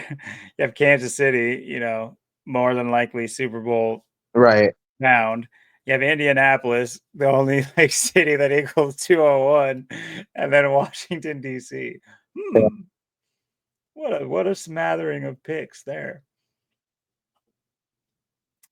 But yeah, you're right. It's hard to like make what's neither here nor there about this. Private meteorologist Ryan Maui. What is a private meteorologist? yeah, What are for you doing, bro? It's going to be a mess, a potential disaster. This is something we haven't seen in quite a while. Great. Thanks for letting us know, buddy. Thanks. Thanks, buddy. That's all What I've do you heard. This is the any any facts? You have anything to is that your job is to just scare people or what are you doing? right. Yeah, that's all I've heard about this. Is this? Oh my god, this it's like the first major winter storm this year, and how big it is and how bad it is. And I'm just like looking at it, I'm just like, well, what is even going on? I mean, they don't even show you anything. I mean, what is this even supposed to be? I mean, it's like, and then it's like they don't even really give any information. It's like, I mean, I've been in, 4 or 5 foot snow drifts. I've seen, -50 and all ice storms and stuff like that. It's like, but this is kind of like it's not really like nothing about it says that severe, but they're propping it up like, oh my god, it's just it's catastrophic. It's like, well, what's even happening? I mean, yeah, and I don't know. Like, I think they're to the point where they've gotten so creative with controlling the weather and the weather manipulation that they could be hiding stuff with these storms. You look at the areas affected. I mean, you could drive, you know, 10 miles, 100 miles. It could be nice in one spot, and then other area just got totally hit by um, a hurricane twister snow bomb thing, and just decimated, and then the next town over is fine, and the next town over, it's total devastation again. Like that's what it seems like this is. It's like just it's just targeting with weather warfare, just more advanced. Whatever you want to hit. Like with the cyclone bomb out here, it's like, oh, I'm just gonna hit this spot, and leave this spot alone. So hey, that's what it seems like. It's getting very hard to really understand what they're doing with these massive events. This could lead to the coldest January for the US since 2011. Oh my god. No, not 11. Hmm. Yeah, they said cold and wet winter. I mean, it hasn't been too bad even lately. I mean, I don't know if we're gonna get any snow or anything out here. Or anything major is gonna happen. It's hard to say. I mean, we could get something in April. I mean, who knows? Yeah, I mean that's been the trend I've noticed is that we've gotten snow as late as April multiple times now, which is just like unheard of. It's like, does spring not exist anymore? Are we just like pushing spring out? It's Yeah, weird. Which which goes into a lot of other discussions to be had about what our calendar truly has us on and what are the the true natures of the solstices and are we actually in tune, our bodies in tune with the natural way of things, or are we going off this other system that keeps us out of sync with the natural tune of our bodies, or of nature and the human, bodies, just like animals are all in tune. It's just not to call us animals per se, but that doesn't mean we're not supposed to be in harmony with certain things. That's not to say that humans can't live in every quadrant of the world. I just think that there's rules. There's rules to every quadrant that if you follow more closely, you live a better life. That's all it is. And obviously our rulers don't want us living a better life. Yeah, that's why they put us where we're put. Like I say all the time, we're stationed where we're stationed strategically. Because it's why you look at like a temperature map. You just look at like as soon as you go down to Mexico and stuff, it's warm. Central America, South America, where it's warm year round. You can live outside, live off the land, garden, do all that stuff. And then Not a single cloud over South America. But not to say to take this image at face value. I mean, whoa, oh snap! Look at this! Oh, look at this! Oh wow, look at this! Well, it's really blue over there. Oh man, imagine looking up and seeing like that cloud, like that actual blue. Like, oh my god! But and I'm sure this is exactly what the Earth looks like. This is guaranteed what it looks like. I'm all these stars are accurate too. yeah, Yeah, it's like when you realize these are like they're obviously, it's like to a level you can say, yeah, of course they're renditions, of course this and that, but why? Why don't we just use the technology we supposedly have up there to just show the real thing all the time? yeah, I'm not even sitting here trying to be globy, flatty, nothing. I'm just saying, why isn't that naturally the case? Why don't they brag about it? That's what I had never understood, is why can't they brag about it by showing us every step of just like the biggest and greatest and most beautiful buildings in America and all the countries. There's no proof of it being built. Why is there no proof? yeah, Why wouldn't you have every step along the way just bragging about it? Like, yeah, you know, I just can't. You have one picture of scaffolding around the building, and that's all you got. Like, you took one. Okay, well, pictures weren't that prevalent. It's like, bitch, paint it, paint, paint it 10 times before it's completed. It took anyway. This is just, this could just go on and on. But by the way, speaking of, get ready. I do plan on. I actually think I'm either going to make a video or it's just going to be a drop. We'll see. Uh, but I mentioned it earlier. The What was his name? Capability Brown. yeah, I do intend on doing so people can truly understand, because it's a much bigger deal when you put it in the grand scope of what all the countries around the world subscribe to, this landscaping idea from this guy in England. So you'll see. I'll point all that out to you, and it's such an obscure story, but it's insane. It's absolutely insane, and it blows the lid off of a lot of things to do with golf courses, that just the way where things are put. Anyway, well, I'll get into that later, but I was kind of like folding into it. But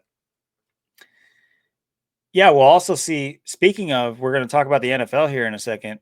We'll see what the if this potentially affects it, because I mean, granted, I mean, maybe it won't either, which is almost kind of telling, where it's like they can't have the NFL gone. They cannot. God forbid this storm hit on Sunday. No, it's going to be all cleaned up for football time. It's like, that's convenient. It's going yeah. to start right after football day and end right before football day. Cool. No reason for the stadiums to shut down at all.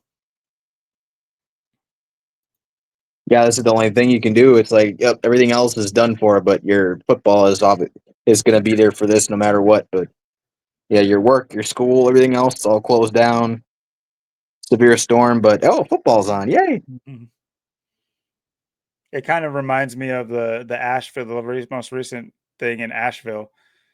how literally 2 days before the big game in North Carolina where it's the ESPN game days there. Do you understand that that's like a whole setup that they pick certain game like stadiums to do that at? But miles down the road is a destroyed city where people are looking for their loved ones dead in the river but the college town is just wow drunk and just how is this a lot? How is this Yeah. real?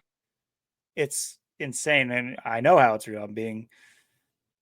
I understand completely how it's real, but it's sick.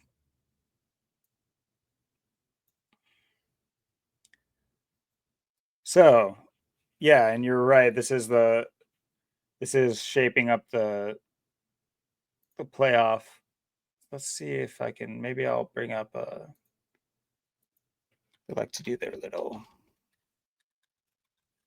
Did the Vikings playoff. or Lions win that game? That I don't know. Let's go look. It was a later game, right? Lions smacked them.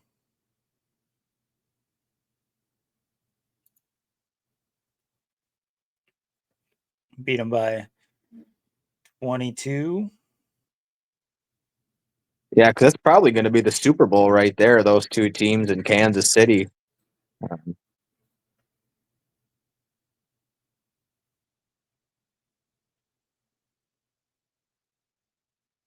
Of course, the Chiefs would be blown out today and by the Broncos.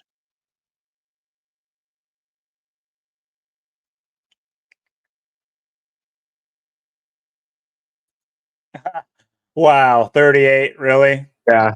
Oh my gosh. Which is hilarious too because oh yeah, that Cybertruck guy, he's from Colorado. Which Oh yeah. equals 38 for those of you who don't know. 38 is a big number with stories having to do with Denver, Colorado, a la the Batman shooting, theater shooting, like certain things about that. Anyway, yeah, just like what a Jesus Christ. It's like how obvious can they do it? Oh, okay. Wow. Well, double Carson. Got Carson Wentz and Carson Steele. Yeah. Right. That makes sense. Jimmy Carter. You got the Carsons. Yeah, very true. Car name has been pretty prevalent. Wow, to think that they got shut out though.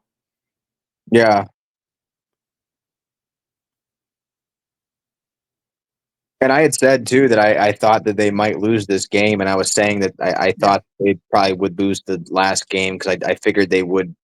Because it's weird. A lot of times people don't really just lose one game in a season, and especially with the extra game added. This, now there's 17 in a season instead of 16. But um, I just figured they'd probably rest, sit Mahomes and all the starters and stuff, anyways. But yeah, it's just so weird. I mean, seeing the shutout and stuff too. So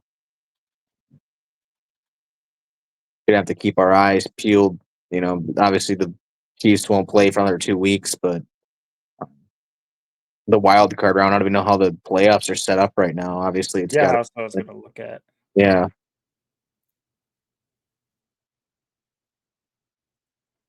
Uh, sure. You know what I want to see.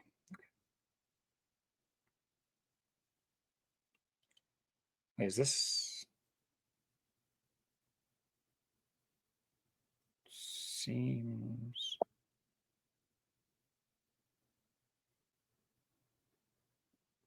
is that I can't even tell. I think that looked right. yeah, that did look right. I just didn't like the picture personally. It's kind of confusing for no reason. Okay, what playoff picture infographic? What do I gotta look at?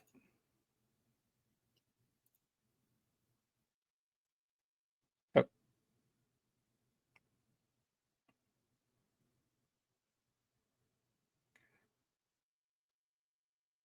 so now, why did the I must be tripping on something. Why did the Rams get in? Oh, I think that they had the tiebreaker over Seattle because they won the first game. That matters? I know, but then I think did they win this week? I thought we won. I say we, but the Seattle used to be my team. Yeah, because the Seahawks. I thought the Seahawks won this week. I might have just saw it wrong. I think they had a half game lead or something, or I thought they had the same record.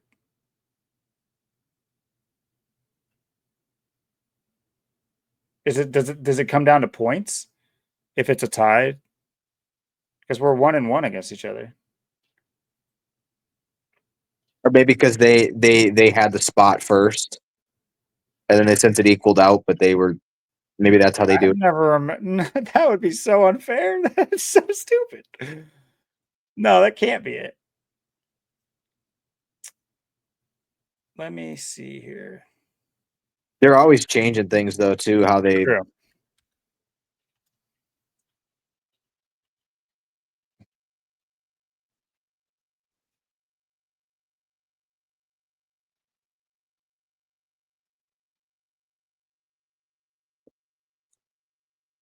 Well, I don't understand. I actually don't. There must be something that's more clear than what I know.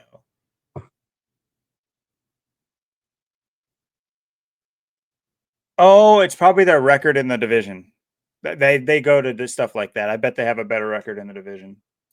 yeah probably That's worth checking because they'll tie. It can't be just like who's there first. It's gonna be their record against each other and then their record against the division. That's how they do it usually. How easy would it be to find this out? Not easy.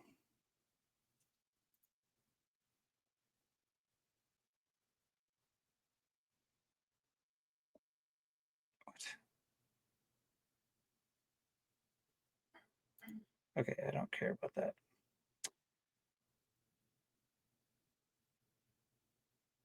I'm just so far. What do I just ESPN? Fuck it.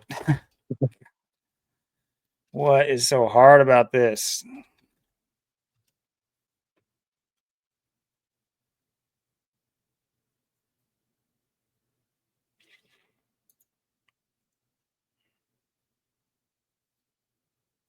Yeah, because they tie for first in NFC West, but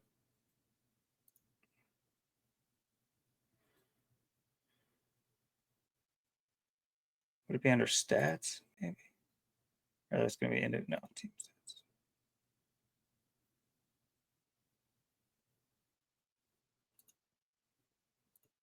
I don't even know why I clicked. This is just so dumb. Let's see. Division loss. Division loss. Division win. 2-2. 3-2.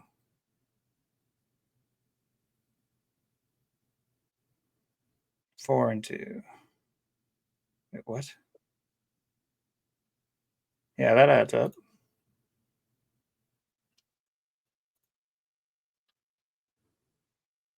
Oh, did I not count the Arizona games? Or did I see those? Whoops. Fuck. Fuck. No, I think I counted them, didn't I? Okay, let's do one more time for posterity. 0-1. 0-2. 1-1. 1-2. 2-2. 3-2. 4-2. Okay, yeah, makes sense. There's 6 games. What am I talking about? There's obviously 6 games. 3 opponents. 0-1. 1-1. 2-1. 3-1. 4-1. 4-2. So what is the tiebreaker? Points?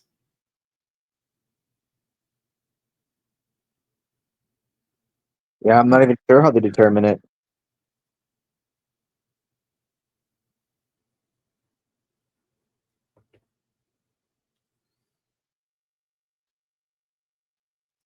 Okay, let's Google, please. I mean, just Why look the at Rams so bad? What the hell? just look at how they how all this it played out too. I mean, how scripted to a T it is. I mean, like I said, when do you ever see anything like with the Lions and the Vikings like that? I mean, you never see that.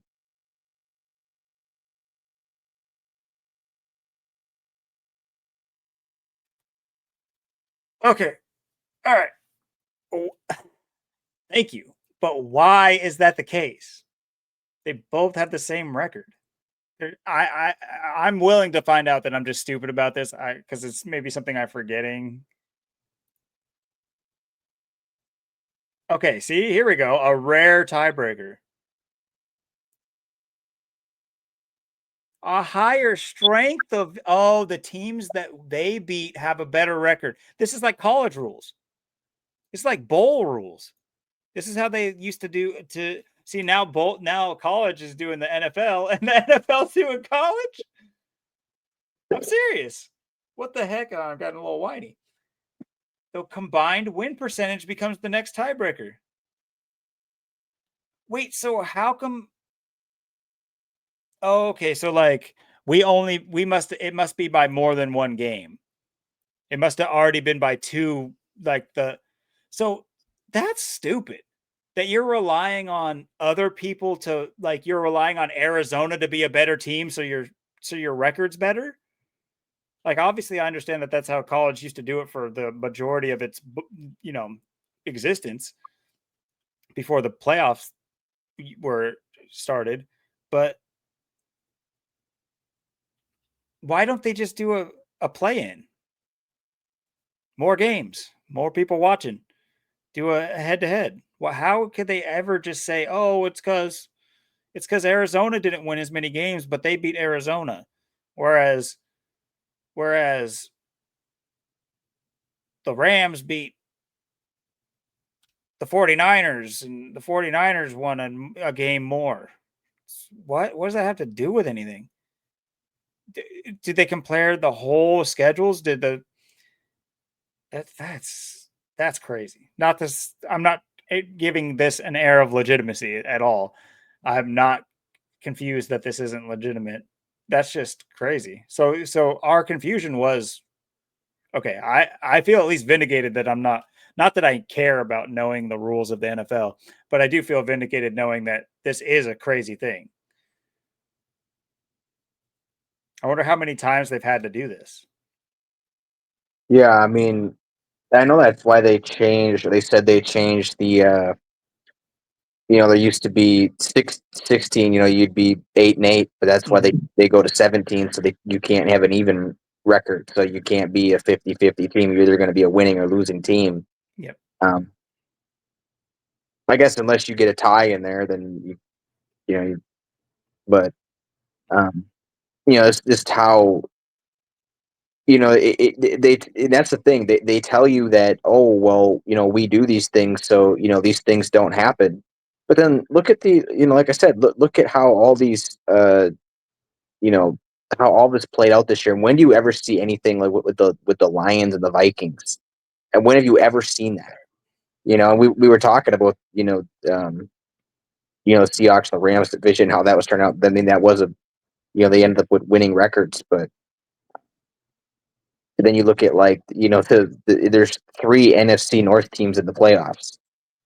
So you have And the Commanders, it's just like, wow. I mean, there's four, big time records going into the playoffs from or I guess five, including the Packers.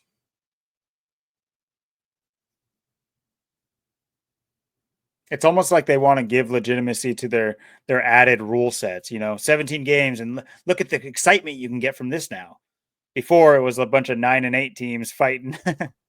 I miss those days where Seahawks get in the playoffs with a losing record and make it to the Super Bowl. Let's go. Not that I care. I used to, but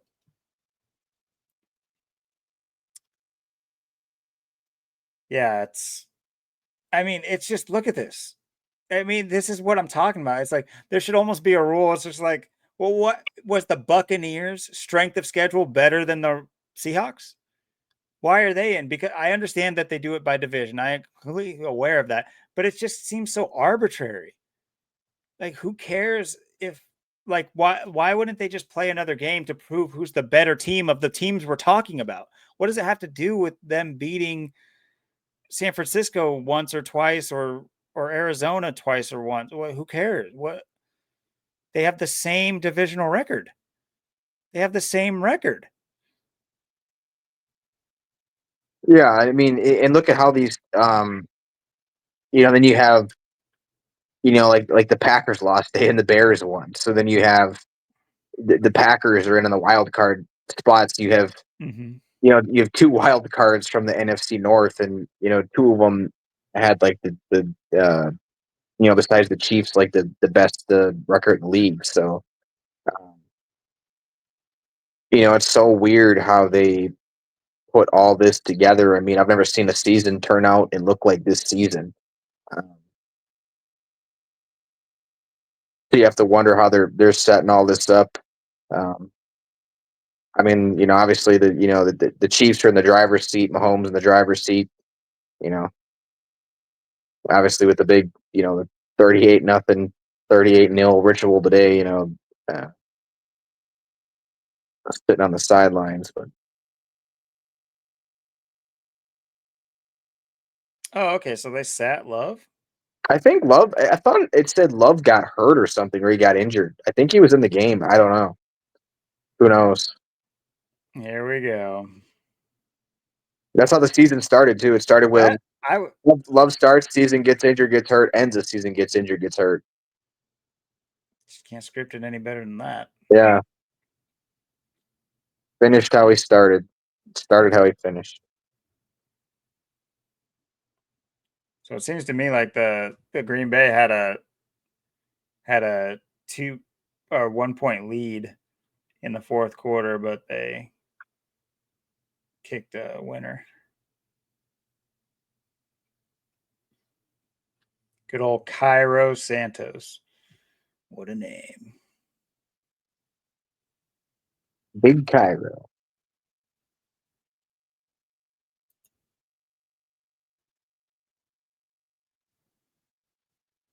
Hmm. Isn't 116 like a this is, might not have anything to do with anything. Is it Packers? Yeah, Packers is 116. Yeah. I remember seeing something about that. And they fall to 11-6. Oh, I think sometimes he watches this or not, but my brother-in-law, uh, I just thought I'd bring this up because a few weeks ago was Oregon's uh, playoff divisional playoff game against the Huskies right before the playoffs, um, the divisional championship.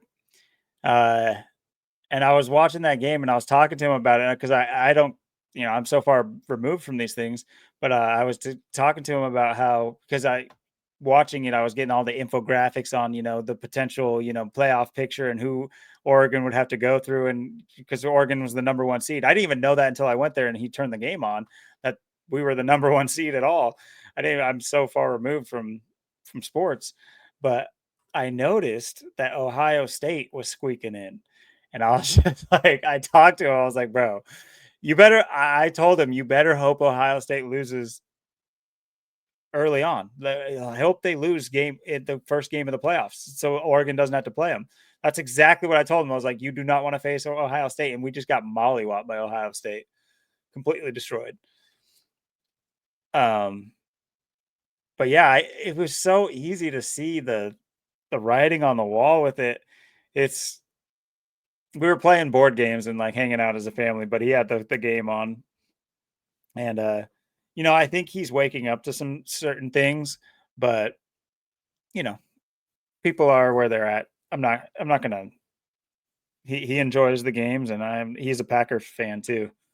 Hmm. But yeah, no animosity about it. I was right there with him. In fact, he's the only That's the only time I've been to a NFL game. Well, I went to San Francisco when the Seahawks played down there. I got my sister won free tickets, and me and him went down there, and we had a good time. It was crazy, but it was fun hanging out with him and doing that. But would never do it again. Let's just put it that way. Yeah. But yeah, interesting. What else is there to pick apart about this? Oh wait, Pittsburgh's in. Yeah. Man, they Take had that. a lot of games to lose at the end of the season. Apparently, they Like had the a. 4.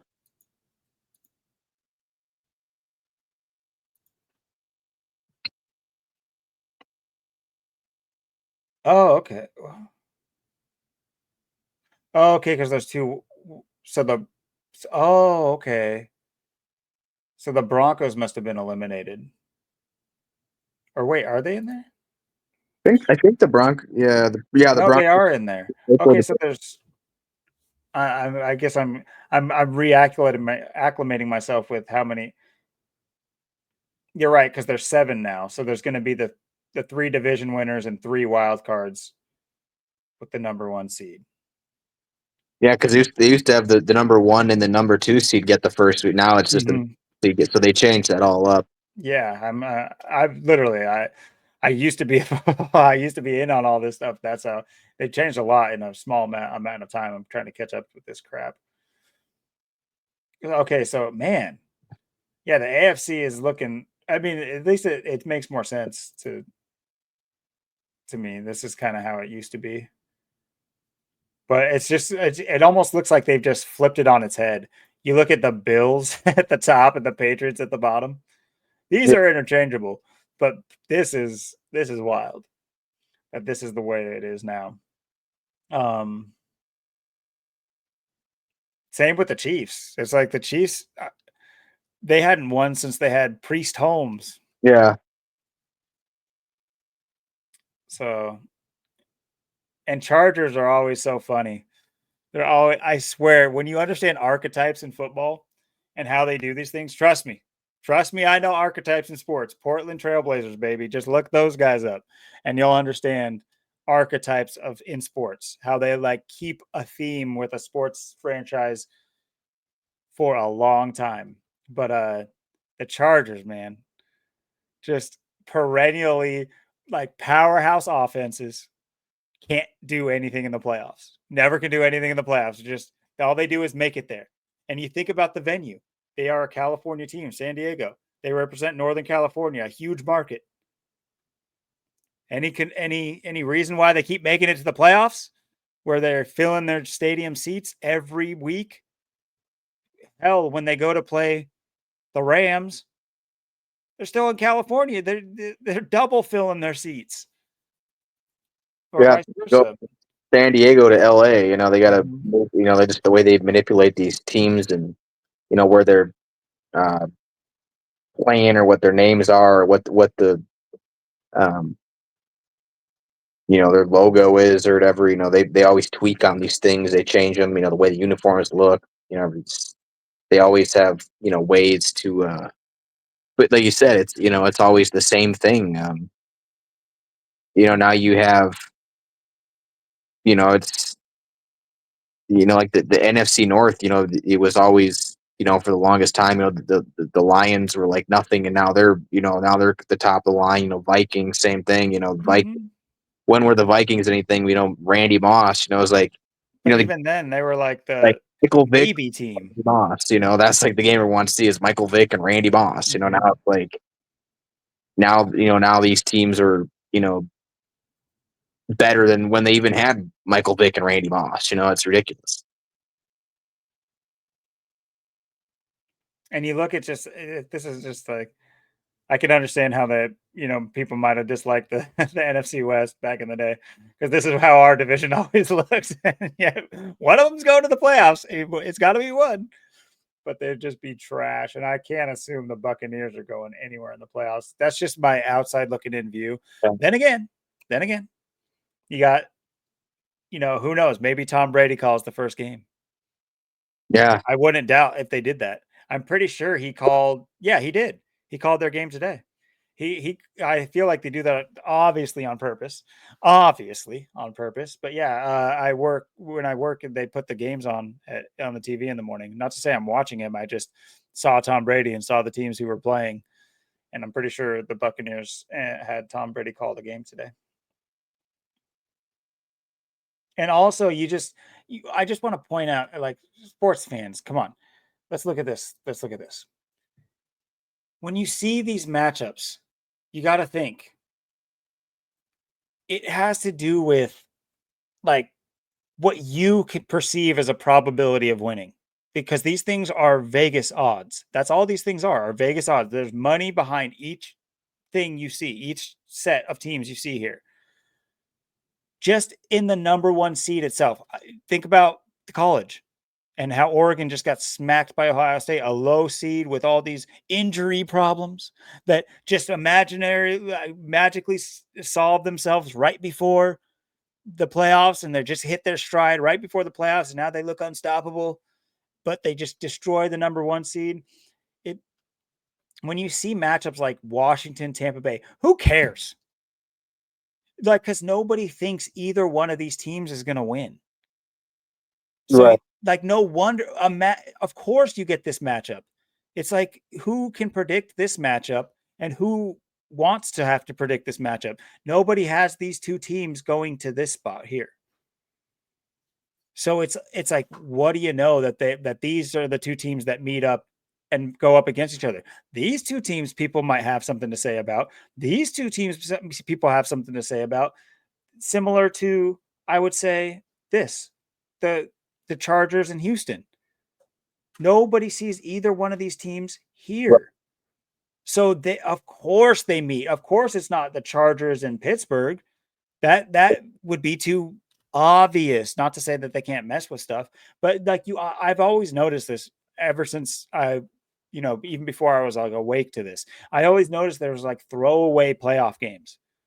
That it almost, and in fact, most of the time when the Seahawks made it, we were the team in the throwaway playoff game until we became a perennial powerhouse, And even now, you see how they give us a consolation prize. I say us, I don't care.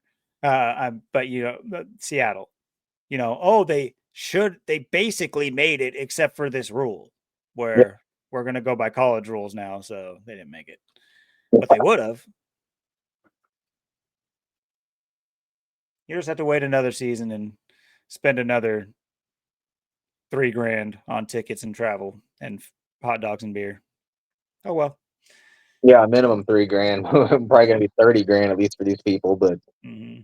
yeah, I mean, it's and like I said, it's the same thing. Year in and year out. You're with the Seahawks. It's the same thing. It's like they're not. Even if they get in the playoffs, they're not going to go to the Super Bowl because it's not it's not rigged for them to do that. You can just see it. It's not in the narrative. Their time was Sean Alexander and Marshawn Lynch. And now Yeah, it's Geno Smith isn't winning a Super Bowl with Seattle. right. The fact that they're even propping up Seattle as like a great team under Geno Smith, I keep saying we, but the team, you can see look at the Legion of Boom. Like, look, they had Marshawn Lynch. I'm not saying these people are everything as advertised, but you see the advertisements of them. That's what made them the team that they were. That's what made them go further, is the fact that they were pushed. You can see it in the different ways they were able to do that. Even and Russell Wilson too. And now now you're starting to see. I'd honestly, I'll eat my words because I honestly haven't been paying attention to the trending things in the NFL to kind of like gauge what's going on. But Pitt at 6, that seems a little dicey. I would almost hazard a guess to say watch out Baltimore. Just because they love doing that type of thing. It also could go the other way because they're not. I almost think that what's his face is not going to finish his career like the height of his career. It won't be with Baltimore. Their quarterback. Lamar Jackson. Yeah, Lamar Jackson. I don't think it's going to be with Baltimore. I think it'll be a bigger market team that he's going to go to, and he's going to get his Super Bowls there. So, yeah, I could see that playing out where the 6 overtakes the 3 here. Obviously, Pittsburgh has a rather keen connection with the Jesuits, being they're owned by known Jesuits, with the Rooney family or whatever it is. Play at Heinz Field. I'm sure if you do any digging into the Heinz family, they're a nice savory bunch. Just like their ketchup. Just kidding. But yeah, Baltimore, esoterically, I wouldn't be able to tell you exactly what they plan on doing here. But it would be interesting if the AFC Championship came down to Pitt and Kansas City, just because you would have that same dichotomy with there's multiple. It's now every year it's going to be, within 5 within 5 years we're going to be talking about the symbology of 2 white quarterbacks going against each other in the final. Wow, it's like, man, these guys really fought through adversity to get here. A couple of whiteys. But anyway, but yeah, take your pick here. On Wait, that in fact, what I'm kind of saying is true in this instance, right? Because the only 2 white quarterbacks going against each other is Denver Buffalo, right? Bo Nix and uh, Jared Allen or Josh Allen. Yeah, This I'm. isn't the I'm Houston's quarterback is like man, I'm terrible with names. I'm so far apart. I know he's black, and I actually don't know anything about the Chargers right now. But obviously, you got Russell Wilson, Lamar Jackson, and then Mahomes. So, be interesting how they play it, because we've seen the trending thing be about getting first. First of all, you also got to understand that every year there's firsts. Every year there's records set. How is this even like what? Who cares about the records if they can be broken so easily? Every year there's a new record being broken, and if it's nothing fantastical, they'll just make up a category. The first black quarterback to throw a shuffle pass for a 30-yard gain. Oh my God! Give him the MVP right now. It's like, what? The first person to do a forward lateral and catch and get it thrown back to them for 20 plus yards 2 times in a season. Wow. It's like, what are these categories? Yeah, there was something today with the Seahawks. The kicker, right? Yeah, some record or They something. love giving us kickers. Yep. Our big our big who was our kicker back in the Sean Alexander days? He was like the best kicker in the league. I remember he was like 97 in Madden. It was like insane. Yeah, our kickers are always so good. But it's not Myers anymore. I don't remember who our new kicker is. Let's look up.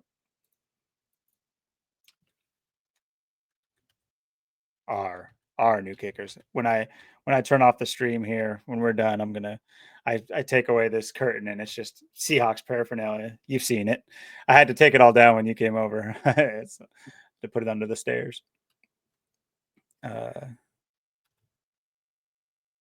History made. Okay, that was a bad way to do that. Oh, it is still Jason Myers. I'm tripping. It's ugly ass. How old is this guy by now? He's 33. Go figure. What do you know? So I did see it's mentioned something about that. Seahawks history today. Okay, there was maybe like one of these stories.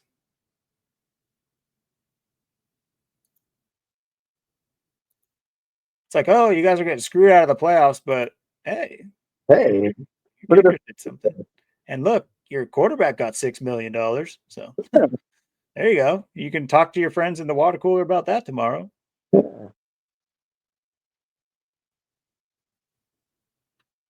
I do you know what the air of what it was about?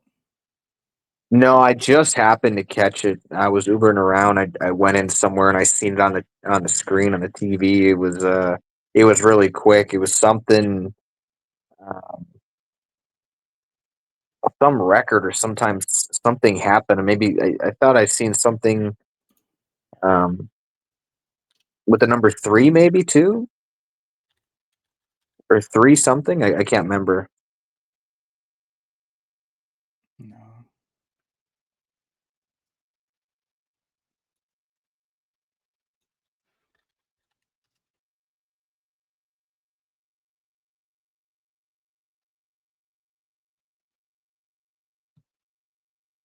Dude, I was just in the flipping around here.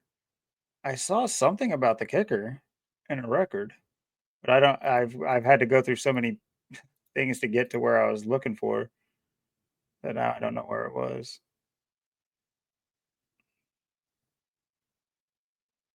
Anyway, this I don't want this to get too muddled. But yeah, they give you a nice little record for the end before you get screwed out of the playoffs. That's cool. Thanks.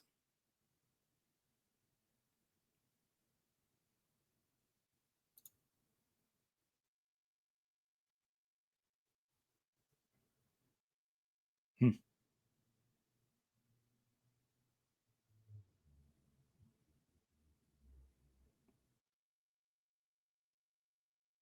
Why the 2024 Seahawks are an outlier in the history books. What the fuck are you talking about, bro?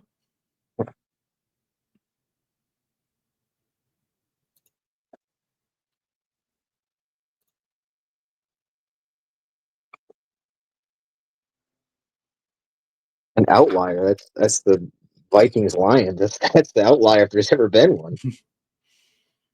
All right, this just looks like garbage for people to pretend they like to read.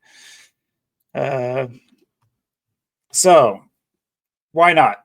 Why not? Why don't we lock in a bracket before we wrap this stream up? Just to, because I haven't done any. All of mine will be outside looking in, kind of like talking about, thinking of how I understand the NFL. Not to say that's the only issue being I don't know the trends this season because I don't pay attention to sports, but I do know some of it. But would you want to give it a shot? Yeah, and maybe try and figure out what they're gonna do with these narratives too. With the because that's the other thing too I want to talk about too with this because we know with the playoffs and these narratives they always have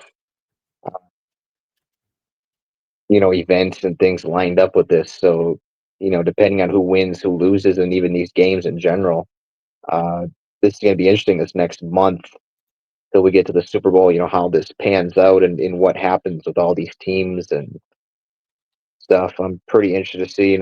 Uh, do we get like what we're thinking, the Chiefs doing the three-peat, probably going against the Lions or the Vikings.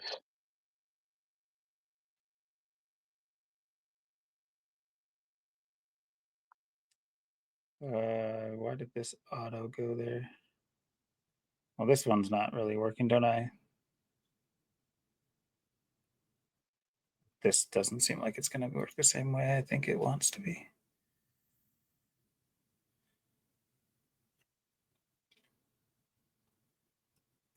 Oh well, let's just look at the. So yeah, go ahead. You said you have something about storylines. Yeah, because I think it's kind of interesting.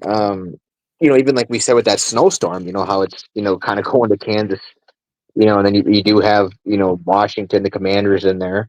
Mm-hmm. Um, you do have teams from that area. You got you know uh, Pennsylvania and stuff. You got that kind of region. Philadelphia. You got the North. Uh, it'll be interesting to see if we get something too. Um, in like the Wisconsin, Minnesota, Michigan area too, with so much NFC North teams. Um, maybe some targeting or something in that area or some events. Yeah, it's because there's so much uh, diversity too. I mean, you got some teams, even you got a pretty good mix of Southern teams too, because you got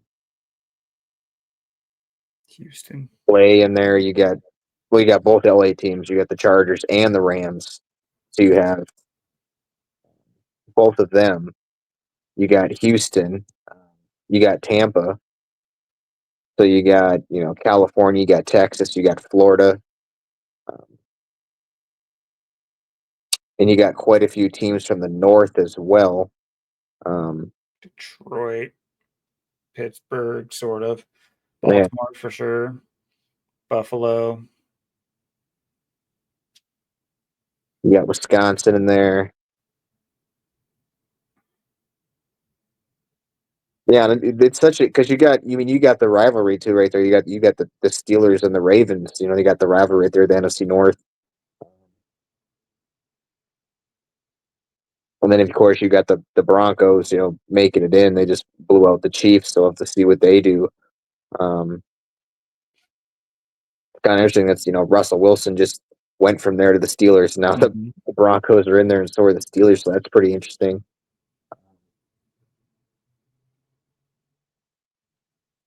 Also interesting that the connection with Seattle that Pittsburgh and Denver share through Super Bowls. Our two Super Bowls being against Pittsburgh, and three Super Bowls we've had, but two out of the three were against Pittsburgh. We lost to Pittsburgh. One against destroyed Peyton Manning's Denver. I mean, what a boring game. Didn't we win by 38 points or something like that too? So, or we scored 38. It's like 38-7 or something like that. I can't remember, but I think 38 played in that Super Bowl that we were mentioning earlier. But meanwhile, Seattle's pretty much screwed out of the playoffs. Meanwhile, Russell Wilson's other two teams are in. So I Right. think there's something to do with that. Yeah, it sure seems like it. And then um, you kind of you get the two green teams. You got Philadelphia and Green Bay. You got the green there, kind of the narrative over there. It's kind of an interesting game. It's interesting too. You look at the seeds too. You get the 7 seed Green Bay, 7 seed the Broncos, kind of like their Super Bowl. The Broncos and the Packers. So you kind of have some of that narrative. Yeah, I think it's going to be interesting this wild card round, especially with it being the way it is now, where you got all the teams didn't accept the top team instead of the two top teams. Now you just got just the one team on each side that has the bye week. So it's going to be pretty interesting to see, especially because it'll set up the matchup for who faces Mahomes for the divisional round and the conference championship.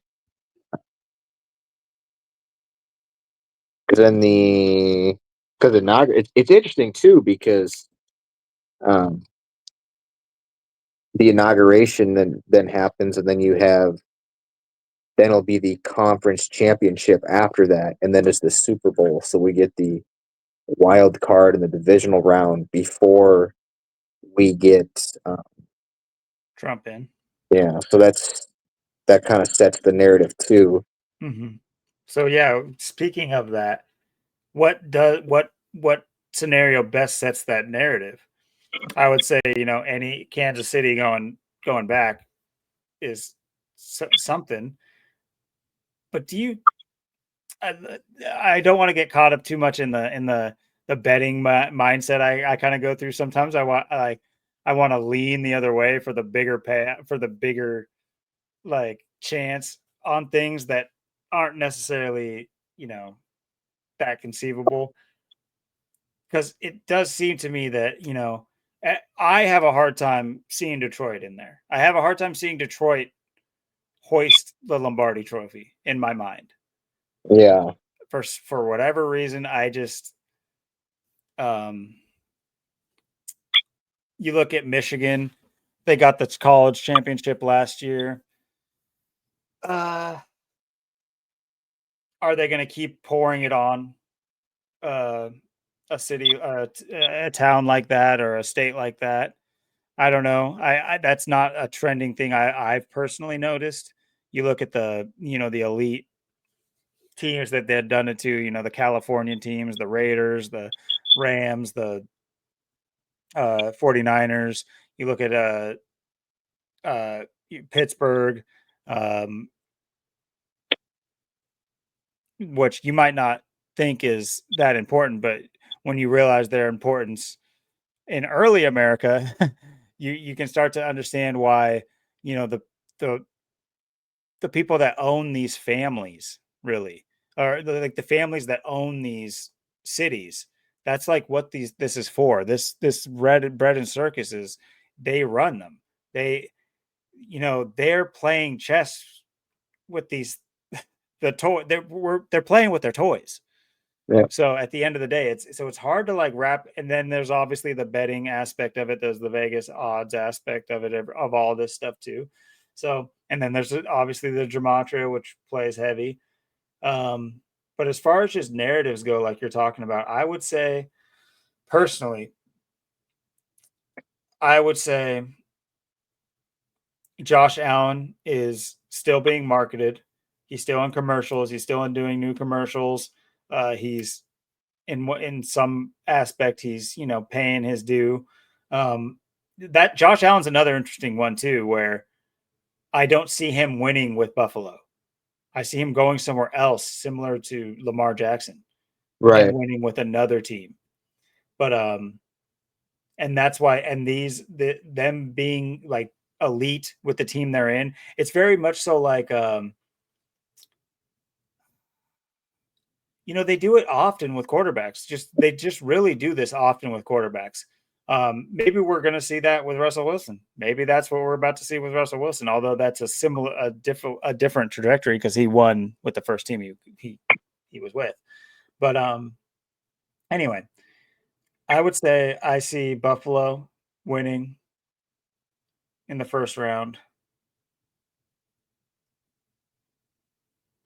because I to back up my statements. I'll go ahead and put my money where my mouth is, but in a manner of speaking, and say Pittsburgh. And this one, because I don't really care, I'll just say Houston. Just moreover to get two black quarterbacks going against each other. Although I don't know who the Chargers quarterback is. Yeah, I don't even know what all the players and quarterbacks are and look like either, really. Oh, it's still Justin Herbert. Never mind. Former Duck. Okay. Yeah. I would say that was a big omen. Ducks getting washed. Good luck, Justin. Yeah, I would say Houston wins to set up, what they love to say. I'm sure they already got the infographics. I'm sure they got Martin Luther King.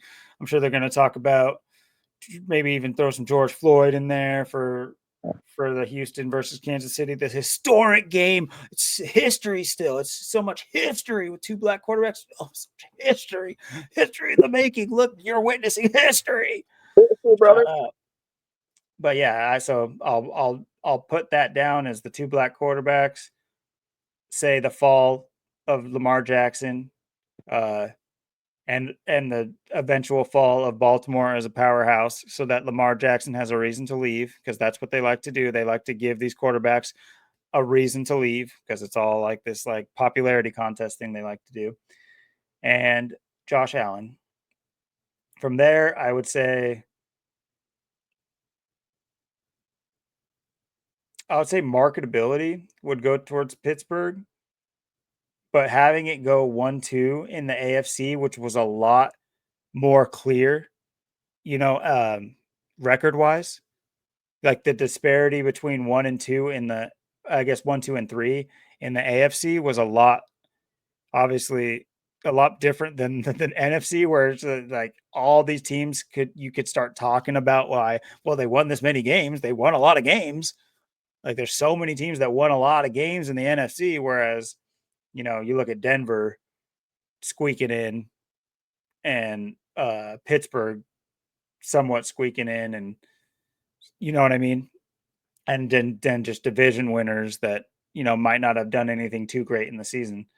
So I think marketability wise, it would be for the division itself, for the conference itself. I would say it'd be one against two.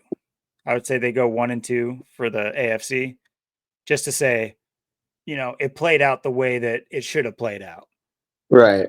Because when I thinking about this, I'm thinking about like things I've heard before, like storylines they like to repetitively do, and I can hear like Joe Buck saying it. You know what I mean? It's so annoying that you do that, but it's like I can hear his dumb ass saying it. I can hear that other loser. That's anyway, Terry Bradshaw. Uh, You know. Anyway, um, NFC. It'd be something to squash because I would heavily assume that it's a large percentage of people that have Vikings here. I think a lot of people will have Vikings making it here. I think it wouldn't be that far fetched to say that a lot of people could see Vikings knocking off Detroit. So knowing that, I think it'd be rather interesting to see how many brackets are busted in round one right here, and letting the Rams not only squeak in the playoffs, but then through a arbitrary rule, but then very similar to how the Seahawks made it through the wild card with a losing record. I could almost see that then playing off of that theme with them getting through to the playoffs through Seahawks when they have the same record. So anyway, I'll go on a little bit of an upset. Well, it's not even an upset seeding wise, but I think people's perceptions is that Minnesota's better than LA. So I'll say LA gets through. And this one, like I said, it's a wash. I could care less. Although, and Tampa Bay is still rocking what's his face, right?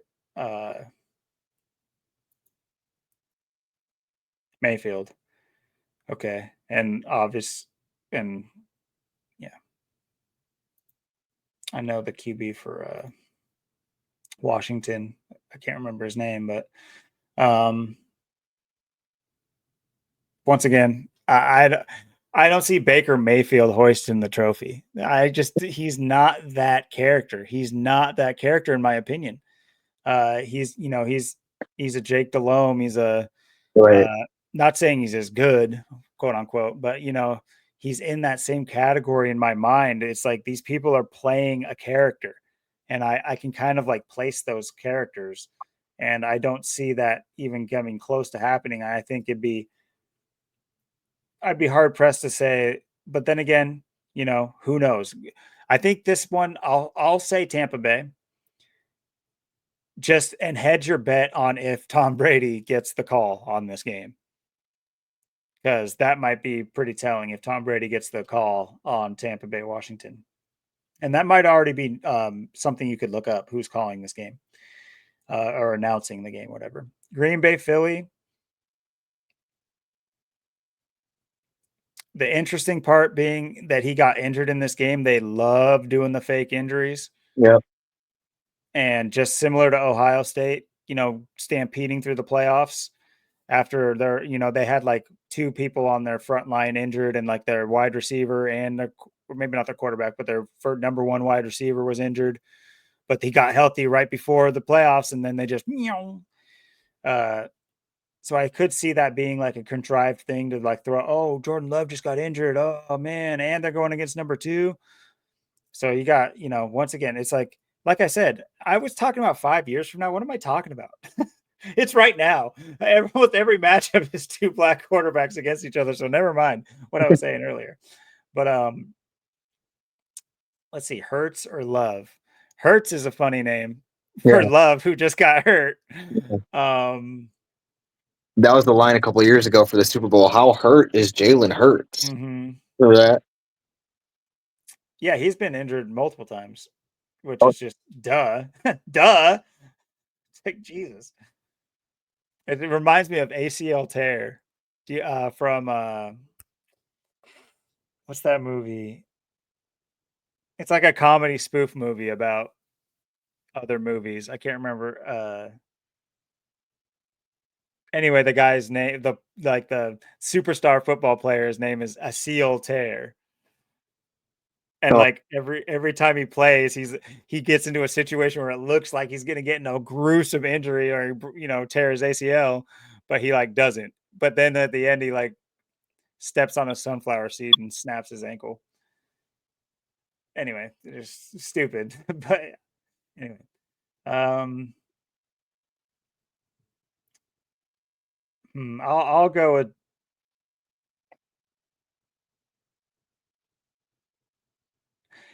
Let me throw something out there.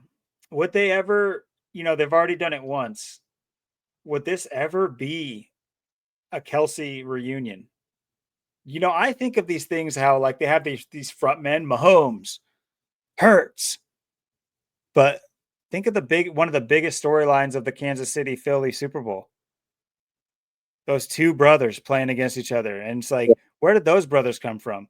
One's now with Taylor Swift. I don't know. This might be something is like they're famous enough. I need to do some digging on these people. I always think of things when I think of music too. I always look in the back, and I'm like, so some of the bands I've liked, I'll I have my idea of who the handler is in the band, and it's not the front man. The front man's not the handler. It'll be like the bassist. It'll be the triangle player. Ding, ding, ding. He's the actual guy who has the name and the bloodline that gives him control of his little toy. That's how I sometimes see things. So I wouldn't be surprised if it'd be more important that Kelsey's on the Philadelphia Eagles than Hurts if they were to make it back to the Super Bowl as a repeat, which they love doing their repeats. And the road is paved. I mean, look at this road. It sure looks like an Eagles trip, does it not? Looks like they got, the easiest end of the stick I've ever seen. They don't have to meet a good team until the conference. Almost looks like a buy right here. But, yeah. from the outside looking, from the seating, you know what I'm saying? So I'll say Philly, Washington, Rams. I'll say Detroit to keep up the suspense. Philly, Philly, Kansas City. If I didn't already fill out this one, I can't remember what I did. But I'll say Kansas City, Philly. Yeah, I think I mean I can see, the Chiefs in the Super Bowl with either I mean, I wouldn't be surprised to see the Vikings. I kind of see it being the Lions, but to me, if it's definitely the Vikings or Lions, it's definitely going to be. I see the Chiefs 100% winning. Um, like for the reasons we talked about. If it goes that way, we get the one versus the one, but uh, you just Love it. they look at the way they the Minnesota could have been number one, and all of a sudden they're going to say, "Oh, it's a fifth seed." It's the way they label everybody, where they put you. The way they rig it and set it up. Who's who and who's facing who. But um, yeah, I think I could see for the AFC Championship it being the Chiefs and the Bills. Um, it's kind of the way I see it going. I mean, I don't see the Chargers or Houston getting in there. I really don't see them doing anything with Russell Wilson. It could be Lamar Jackson, like last year, where we get that again. We'll have to see if it's one of those teams. Um, but yeah, I think I think both. Well, I think the LA Chargers. Well, I'm not really like I said. It's like that. It's like the like we said the Commanders and the Bucks and the Chargers and the Houston. It's just like games. Like, why are you even in here? Get out of here. Why are we looking at you? It's like, yeah, I think the Bills will beat the Broncos. Yeah, the Pittsburgh Baltimore game. I don't know. It's kind of a more interesting game. It's like, are they going to give Wilson more push, or what's going to happen there? That's kind of interesting. Um, I definitely see the LA and the Minnesota game. I think, like you said, you have the Chargers. I could see Minnesota getting knocked out right away. If Minnesota does win, maybe that does give them more of a push to the Super Bowl, or at least the NFC Championship. I'll agree with that. Yeah. Um, Oh, I'm sticking with what I said, but I see, yeah, that makes a lot of sense. That yeah, I see what you're saying there. yeah, the Packers and Eagles game. That should be a pretty interesting game. I don't know, how much. Um, I mean, it'd be something if we saw, like the Packers versus the Chiefs, like the first Super Bowl. It'd be interesting if they did something Mhm. like that. Although I don't think that's what they're going to do. I do think the Eagles will probably win. Um, but if the Packers did win, it'd be interesting to see how far they would go. What they do with that. But it's like the two games, like I said, that just it's like in the Commanders is kind of interesting too because that's Washington, DC. So maybe that's if they win, with Inauguration Day being so close, maybe that's something to pay attention to. The Commanders, what's going on over there. Um, although I mean, I think Tampa would win, but we'll see what happens. Houston and the Chargers, kind of 50-50 on that one too. I don't know. We'll see what happens with that. But again, I don't expect nothing with either of those teams. Same thing with the Commanders and the Bucks. So yeah, I think it's mainly it's going to come down to the more top teams. NFC threats. I look at the biggest being the Lions, Vikings, and probably Eagles. Then AFC, you got the Chiefs, you got the Bills, and then possibly the Ravens as well. So I kind of see that being the top three on each side. But I You did think, kind of make an interesting point though about Washington and Trump. And if I just say from the outside looking in, he's all about McDonald's, and the Washington's new colors are gold and red, yeah, and it even is an M upside down. right, So I mean, say what you want about that. It's just that's interesting. yeah, So if they were to win against Tampa Bay, that would be something that might be like, yeah, with Washington D.C. being kind of the top thing coming in 2 weeks. How far do the Commanders go? If they somehow passed, even the divisional round, that'd be pretty crazy. But it'd be like, then you'd start going. It's like, man, what's this looking like here? Or do they have something big coming with Washington D.C. and the presidency and all that? because then you Um, got the Philadelphia connection with Trump too. right, And his birthday being on the flag's birthday and the flag being sewn in Philadelphia, all that stuff. So Philadelphia, Washington actually makes a lot of sense right before he's inaugurated, and that's the next game. yeah, I think that's something we're gonna have to really watch to see how Mm. that plays out. Yeah, and yeah, I don't really see anything, with the Broncos. I don't really see them doing much or going anywhere. It's kind of like the Russell Wilson narrative, and it's like you said, it's so weird how it's these other teams he's gone to, and now they're both here in the playoffs. So now it's really strange how they set this up this year. But I think that it's obviously the way the way the season played out. With the games and stuff. There's obviously something that I've been talking about for a long time.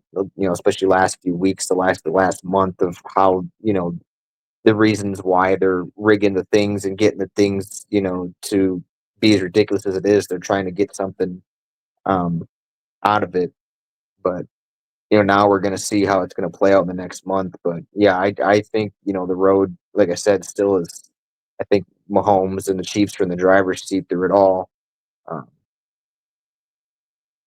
so that's what we're going to have to see, and then it's just interesting this year, with the inauguration, everything that's on the line, and with 2025, how this year will play out, because I think we possibly could be getting all of that information in the next month. But like I said, I think by the time we hit April as well, it's going to be another, April, the summertime. That's when I like to do things as well. So I think those are the two um, biggest takeaways from looking at how they got this all lined up for us. It's going to be pretty interesting to watch this the next few weeks, next month, and then yeah, with the inauguration sandwiched in the middle, I'm sure we're going to get more headlines and ridiculous stories that don't make any sense. But that's just what they do.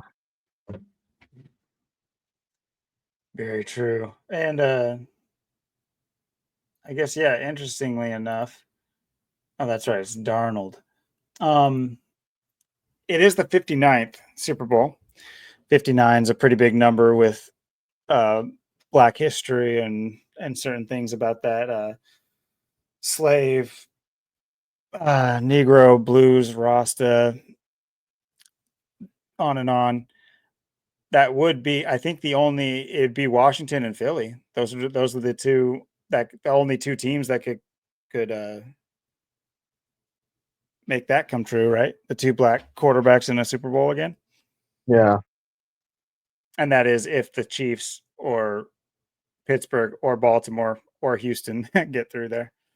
So I guess it's over 50% to have a black quarterback represent the AFC. It's weird when you talk about things in that. It's like good luck talking to a sports fan that way. Well, it's over 50% for a black quarterback to be in there. That's probably good. It's like, what? What do you mean? This guy has 4,000 passing yards. That's what it's about. It's like, shut the fuck up.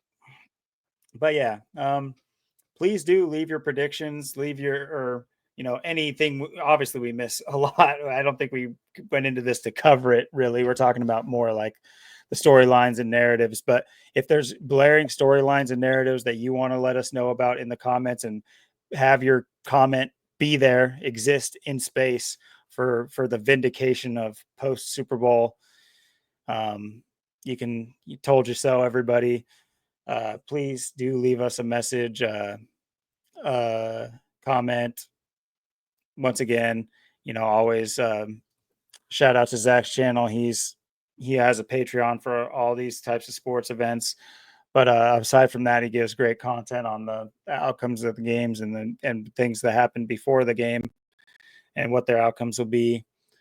Lots to, don't get caught up in this. These things are, if you're having fun with anything to do with this, it should be having fun picking it apart. Don't get caught up in it. Don't get crazy with the betting, guys. But yeah, apart from that, we made our predictions. We'll see how those pan out week to week, and I'm sure maybe we can do even little check-ins every week coming up. It works out that way. But Yeah, yeah, I'll until probably touch on this once a week, because, like I said, they're gonna set up the narratives too with all this and the storylines and other things, like to mesh everything together and you know manipulate things all together as one. So obviously, this is going to be stuff we'll talk about no matter what, because there's going to be a lot of things with all this, so, especially the timings we're in. I mean, inauguration being 2 weeks away, they can't drop the ball on us now. they can drop a lot of balls in the NFL, but not this one, right? Yeah. So yeah, with that, I think we'll sew it up here, and